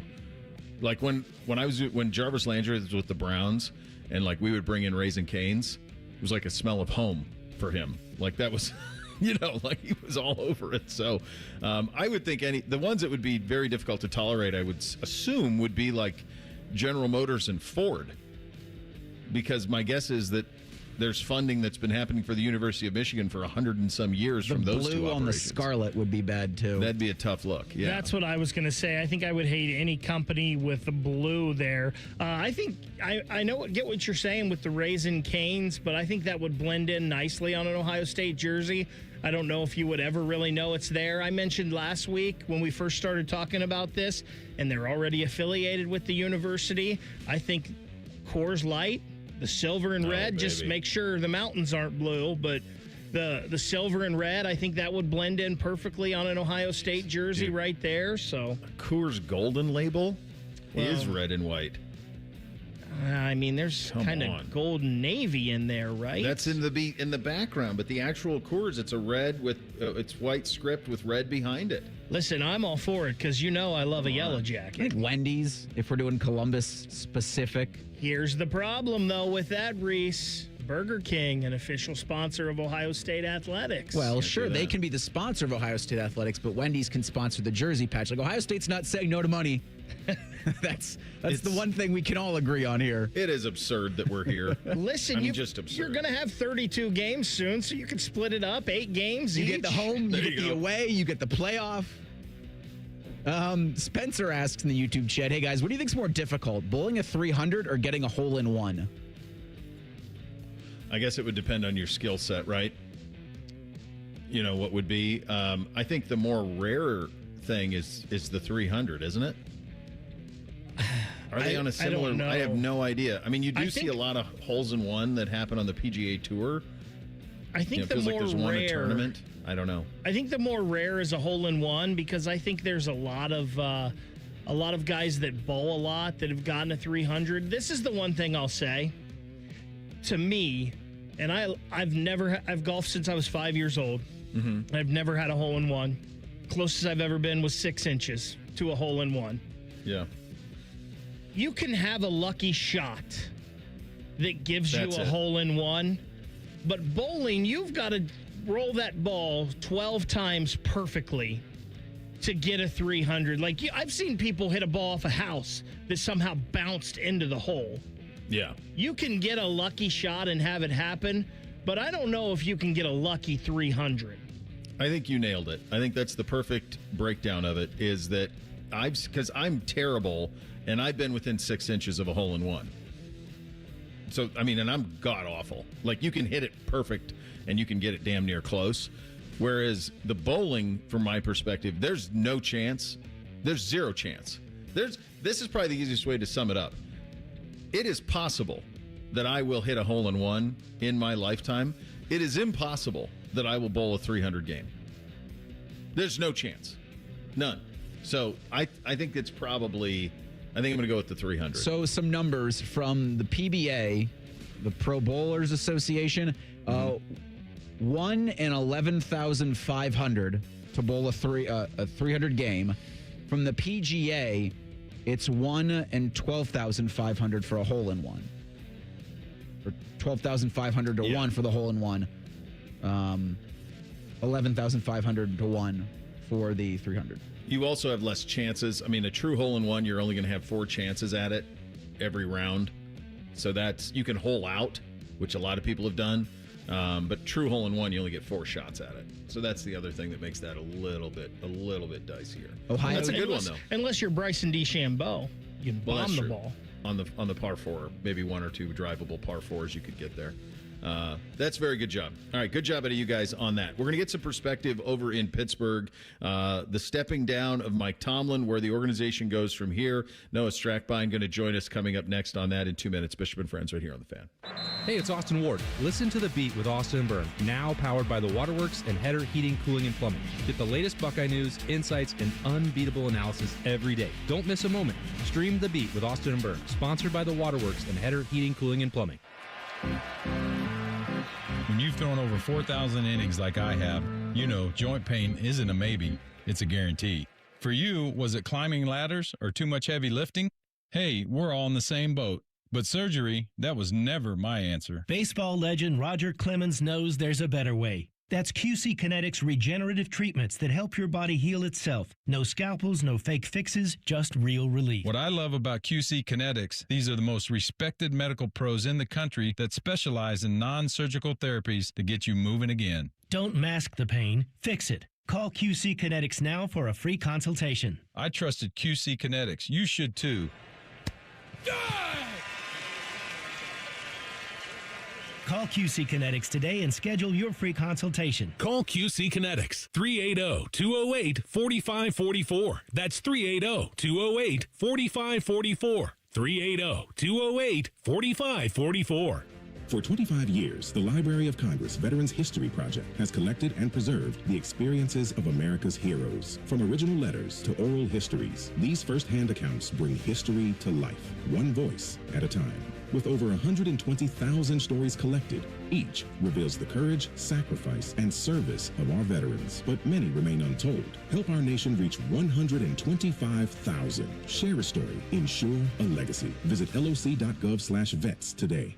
I take care of the kids, my dad, things at work, but I haven't made time to take care of what I need. Millions of caregivers experience symptoms of anxiety and depression. Go to mentalhealthcareworks.org to learn how to get the support you deserve. A message from the American Psychiatric Association Foundation.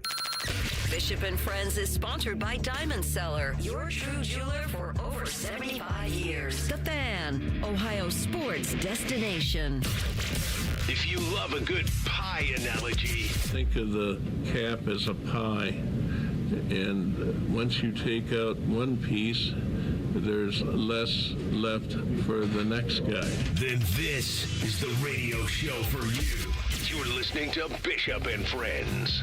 Timing of that pretty apropos, of course. Mike Brown talking about pie, and he's the only one who didn't fire or change a coach in the division that is the AFC North. A team that did yesterday by coach's choice is as it goes down is Mike Tomlin in Pittsburgh. And so for some perspective, we head over to the Steel City. Noah Strackbein joining us, publisher Steelers on SI, and he joins on the Bryan Heating and Cooling Systems fan guest hotline. Noah, thank you so much for taking the time. When you first get wind that this is in the offering, that Mike Tomlin is going to step down, what is your reaction to that? Yeah, I mean, I think it was the same as everybody's, though. It was a situation that a year ago you were a lot more surprised by, but no matter when it happens, you're a little taken back. The conversation this year felt a little bit more real when it came to Mike Tomlin leaving. It just felt like there was a different energy. Obviously, national headlines with the Fire Tomlin chants. There's just a stronger sense that maybe something was different and that there was the opportunity that he was going to leave. But still, after 19 years, to do it as suddenly after the game as he did it, everybody was stunned. I still think that it feels a little bit unreal. Walking through the city, there's just a weird feel to the city of Pittsburgh today. Yeah, it's wild, man. There's some people out there that say, well, he was getting out ahead of this. Like the Rooneys and we won't know. The Rooneys are going to talk here in 10 minutes or so. And we'll make sure you're out by then. But I guess you'll get the answer to that question. But do you believe this was entirely his choosing? Yes.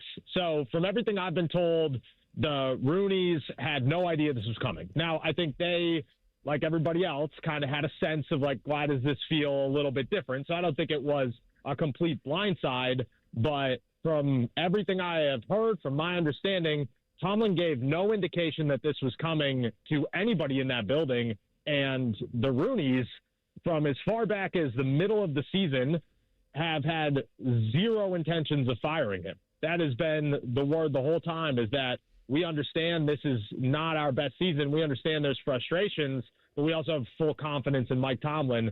So from everything I have heard, this is 100% Tomlin and had no influence from the organization at all.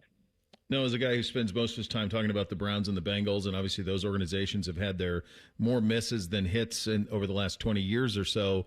And I hear, Pittsburgh folks talking about fire Tomlin. I'm thinking, God, he wins a division. He's won a Super Bowl. He's done. And I understand the playoff drought.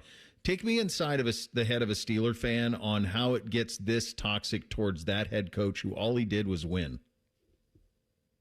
I think the standard being the standard, as Mike Tomlin loved to say, just set up a place for failure, where at first it was, okay, you have to win playoff games, you have to be a Super Bowl contender. But then as it all started to fade more as the plan got more and more murky, you couldn't figure out the quarterback situation. You are kind of losing key pieces, and then your big key pieces like TJ and Cam are getting older. I think that people got a little bit more frustrated. So I think that's what happened, is that there was no plan for the future in place, and you couldn't see that. And because of it, you just looked at it like Tomlin's the piece keeping this alive, but everybody was sort of kind of coming to a place of like, well, maybe just let it die. Maybe just let it restart for a chance, and maybe it fixes things.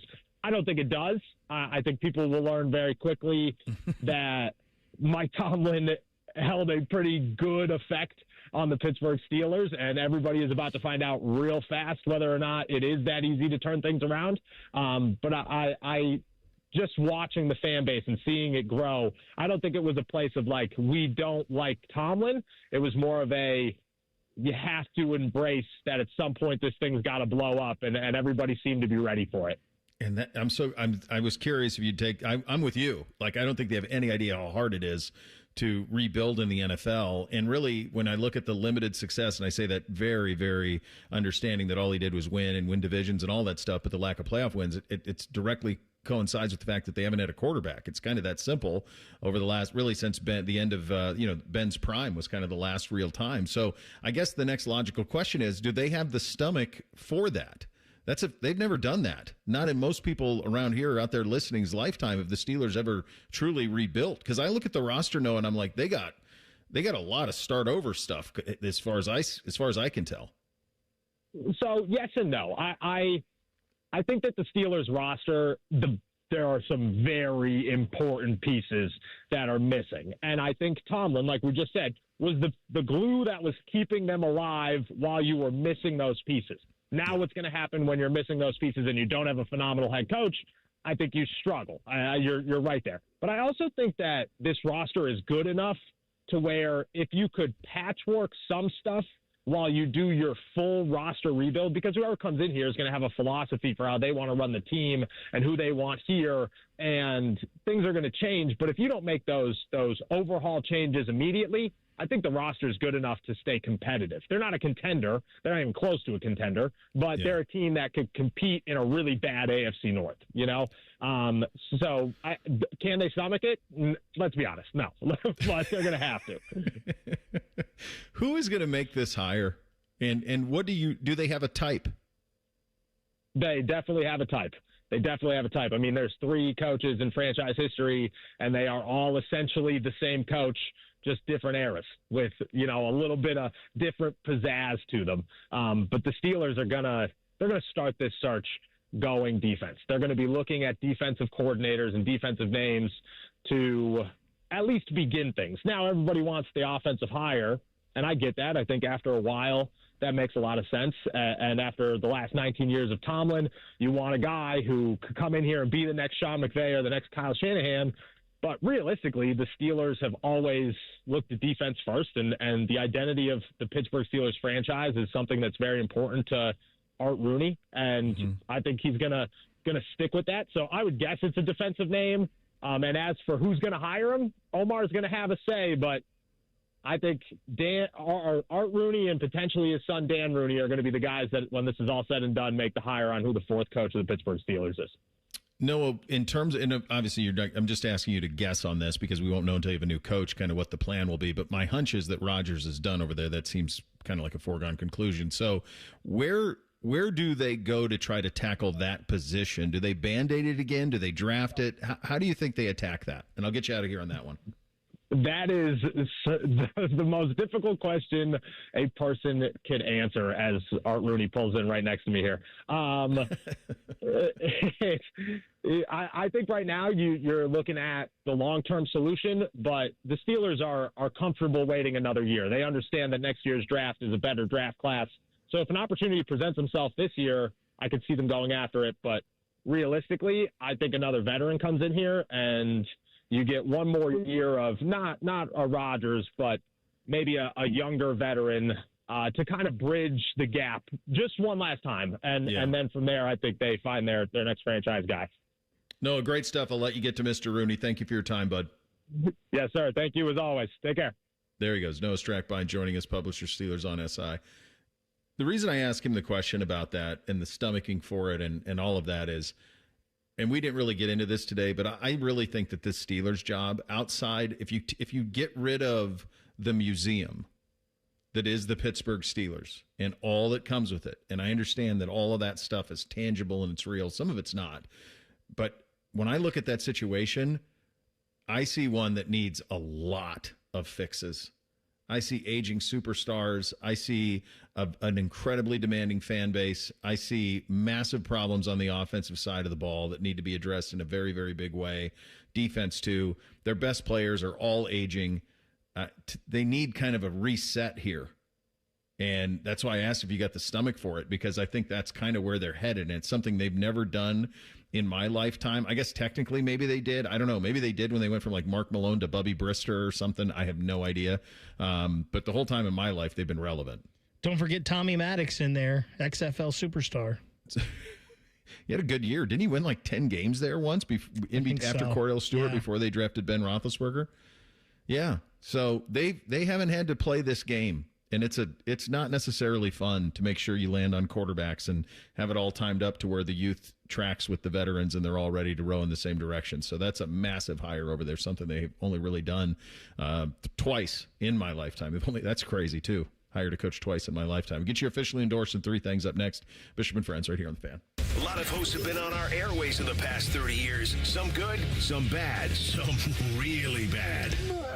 Anyway, sorry for that. The Fan. Start the new year off on a healthier note by taking active liver supplements from New Nordic every day. Available online at Amazon or NewNordicUSA.com or at your local CVS, ShopRite, Meijer, or Wegmans. Steve here from USA Insulation. Let me ask you a question. Do you know why your thermos keeps your coffee hot? Because it's insulated with foam. So let us do the same thing and insulate your home with our premium foam for only $99 a month, interest-free. The cold weather's here. There's nothing better than sitting in a warm, comfortable home with your loved ones and keeping that cold, drafty air outside. So make the call today, 529-2440, 529-2440 or USAinsulation.net. USA Insulation. Get eco. ECO. Hey, Aaron, you know how it seems like everything just moves faster nowadays? You mean like technology and all those crazy inventions? Well, our furnace repair buyback program means you can slow down and take your time deciding what to do. Get eco. ECO.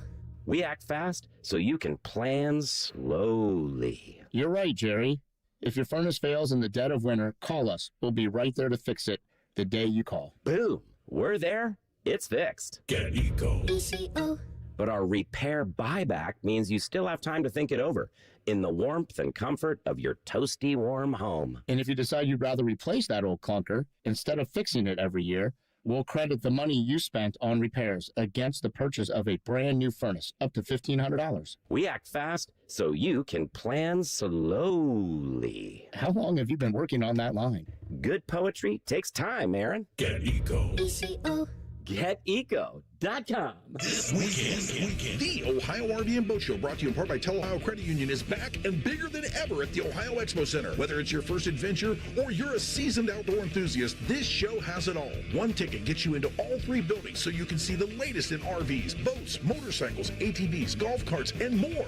From towables to drivers, jet skis to pontoons, and more. It's all here. The Ohio RV and Boat Show at the Ohio Expo Center, January 9th through 18th. Get details and tickets at OhioRVandBoatShow.com. What does it mean to give 100%? It means giving everything you've got, every single day. That's why the V Foundation gives 100% of every dollar donated directly to cancer research. So no matter what you give, we give 100% for life-saving research victories, 100% to making new discoveries that lead to innovative treatments, 100% to groundbreaking cancer research that could one day save someone you love. We know cancer research is working. Over the last 30 years, an estimated 4.5 million lives have been saved thanks to game-changing research breakthroughs. But there is more work to do. That's why the V Foundation gives 100% of every dollar donated directly to cancer research. We will always give 100% to accelerate victory over cancer. Don't give up. Don't ever give up. Donate today at v.org. Hey, what's up? It's T-Bone. Tired of snoring? Dr. Mark Levy can help with a custom mouthpiece that opens your airway and stops the snoring. No mask, no noise. Call 1-800-MORE-SLEEP or visit sleepbettercolumbus.com today. Stop snoring. Sleep better. Live better. How's Tommy doing now? Much better. You said it was asthma? Yeah, he started with this cough and then he was wheezing. That's terrifying. Doctor said hidden triggers can make it worse. Things like dust, mold, and even pests. Pests? Yeah, droppings and allergens from cockroaches and rodents can seriously impact children with asthma or allergies. I had no idea. We're making sure our home stays pest-free. Don't let pests put your family's health at risk. Visit pestworld.org to learn more. A public service message from the National Pest Management Association.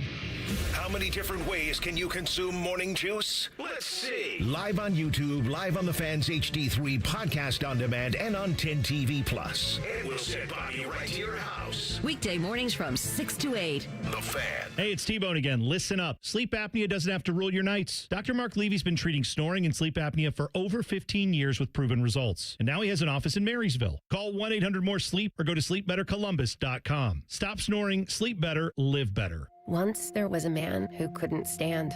A mom who couldn't wait. A scientific community that said it couldn't be done. And then you. And then I. And then we brought neuromuscular disease into screaming color with the Muscular Dystrophy Association. For 75 years, our voices have thundered through the halls of Congress.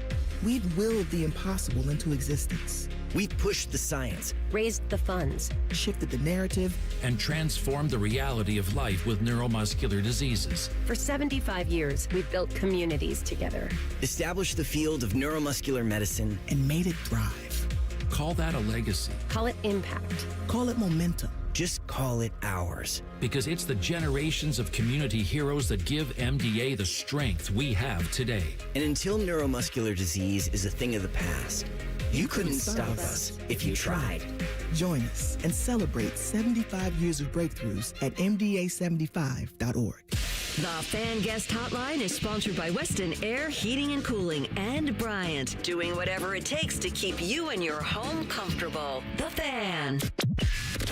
They'll offer betting advice, but don't bet on it being good. You're listening to Bishop and Friends. All right, Reese, what on the poll today? Daily Fan Poll asks, which do you think is a better situation for a head coach to walk into? Raiders with the number one pick or Steelers with their organizational stability? 90% Raiders. say the Steelers. No, it's Raiders. I agree. Number one pick, live in Las Vegas. Division's tough. Division's really tough. The one thing that Pittsburgh has is like they've always had patience for their hires. So you should get a long leash to get it right. But I don't know that a coaching change in Pittsburgh has ever been the way this one is, because I think that they need a massive reset, and they've never done that. That's so hard because I just think with Mark Davis and the way it's been there, I know Brady's there, and I know they've sold equity and yada yada. The Pittsburgh Steelers are the model franchise. They are. I can't see one of them. Certainly. I can't see going to the Raiders unless you just love Las Vegas over the Steelers. I think that Steelers job's tough, man. Where that roster's at, I really do. So who's your quarterback next year? Well, beyond that, Cam, TJ, they're all aging. Everybody is. What if they just don't have who's the young star you're building around in Pittsburgh? What if you trade Tomlin to Green Bay for LaFleur, and then he'll bring Malik Willis with him? Well, that'd jumpstart it. Something like that would jumpstart the thing for sure. That would. I don't think Mike's going to coach, though. Doesn't seem like it. All right, it is a First Friday. Let's act accordingly. Hit it, guys. Bishop and Friends present First Friday. Officially endorsed because everyone deserves 2 Fridays. You drink for the wrong reasons. My generation, we drink because it's good. Because it feels better than unbuttoning your collar. Because we deserve it. We drink because it's what men do. Indeed we do, and it is currently January 14th, which by now you've probably quit your New Year's resolution to have a dry January, so good job out of you for quitting on that. And so let's get back into the swing of things, and let's do so with a timeless one. This is my favorite old-fashioned recipe that I make, and it really works this time of year, especially as we're getting into a bit of a cold snap. It's a little dessert in a tumbler, so this is my favorite old-fashioned that I make. You're going to need 3 ounces of bourbon of your choosing. You're going to need 1 teaspoon of organic maple syrup, and you're going to need 2 dashes of black walnut bitters. You're going to put that in a shaker, in a glass first, and stir it up. Do not put it in the shaker yet, because otherwise you're going to get the maple syrup's not going to fully mix with the liquor and the bitters. So put it in a regular glass, stir it. Give it a nice stir. And actually, the best way to probably do this is to pour it over a big rock, let it chill for a little bit, give it a couple of minutes, and then away you go. It works as you're officially endorsed on this fine First Friday. Time for 3 things. Hit it, guys. 1, 2, 1, 2, 3 things. Number 1 for me, you guys have heard me talk about Darren Peterson since he was a sophomore in high school. He's now a freshman at Kansas. If you're not paying attention, so I don't blame you if you're not, because it's not on your radar. I got it. But he's going to go number 1, number 2 in the NBA draft next year. The experience for him at Kansas is unbelievable. He has been dealing with all sorts of nagging issues. And of course, with an eye on making sure that he doesn't get permanently hurt for the NBA draft. So they do all these minutes management stuff. So they played last night. They played Iowa State. They beat him. Iowa State was undefeated. They beat him at Fogg. Peterson was really good in the game, but he goes for a dunk and he just lands normally and then just stops. And everyone holds their breath like, my God, is he out again? I've never seen anything like it, where the most talented player on the team, without question, is kind of holding the program hostage. And I don't know if it's a fault of his own or not. They're clearly better when he's out there and when he's playing, because he's one of the best players. But he's always on the verge of missing multiple games. It's the craziest thing I've ever seen. There are a lot of people out there that are Jayhawks fans that question his why. And if he's really hurt and... Yeah, I just think he wants to be 100%. He's not playing unless he's 100%, and it's the craziest thing. Crazy to watch. Tip of the cap to listener Mark for sending this at 971BFS, an article that says coyotes to become more active in Ohio as mating season begins. According to the Ohio Division of Wildlife, coyote mating season in Ohio typically occurs from late January through March. The slender species that resembles a medium-sized dog can be found in all 88 Ohio counties. From the Department of Wildlife, they're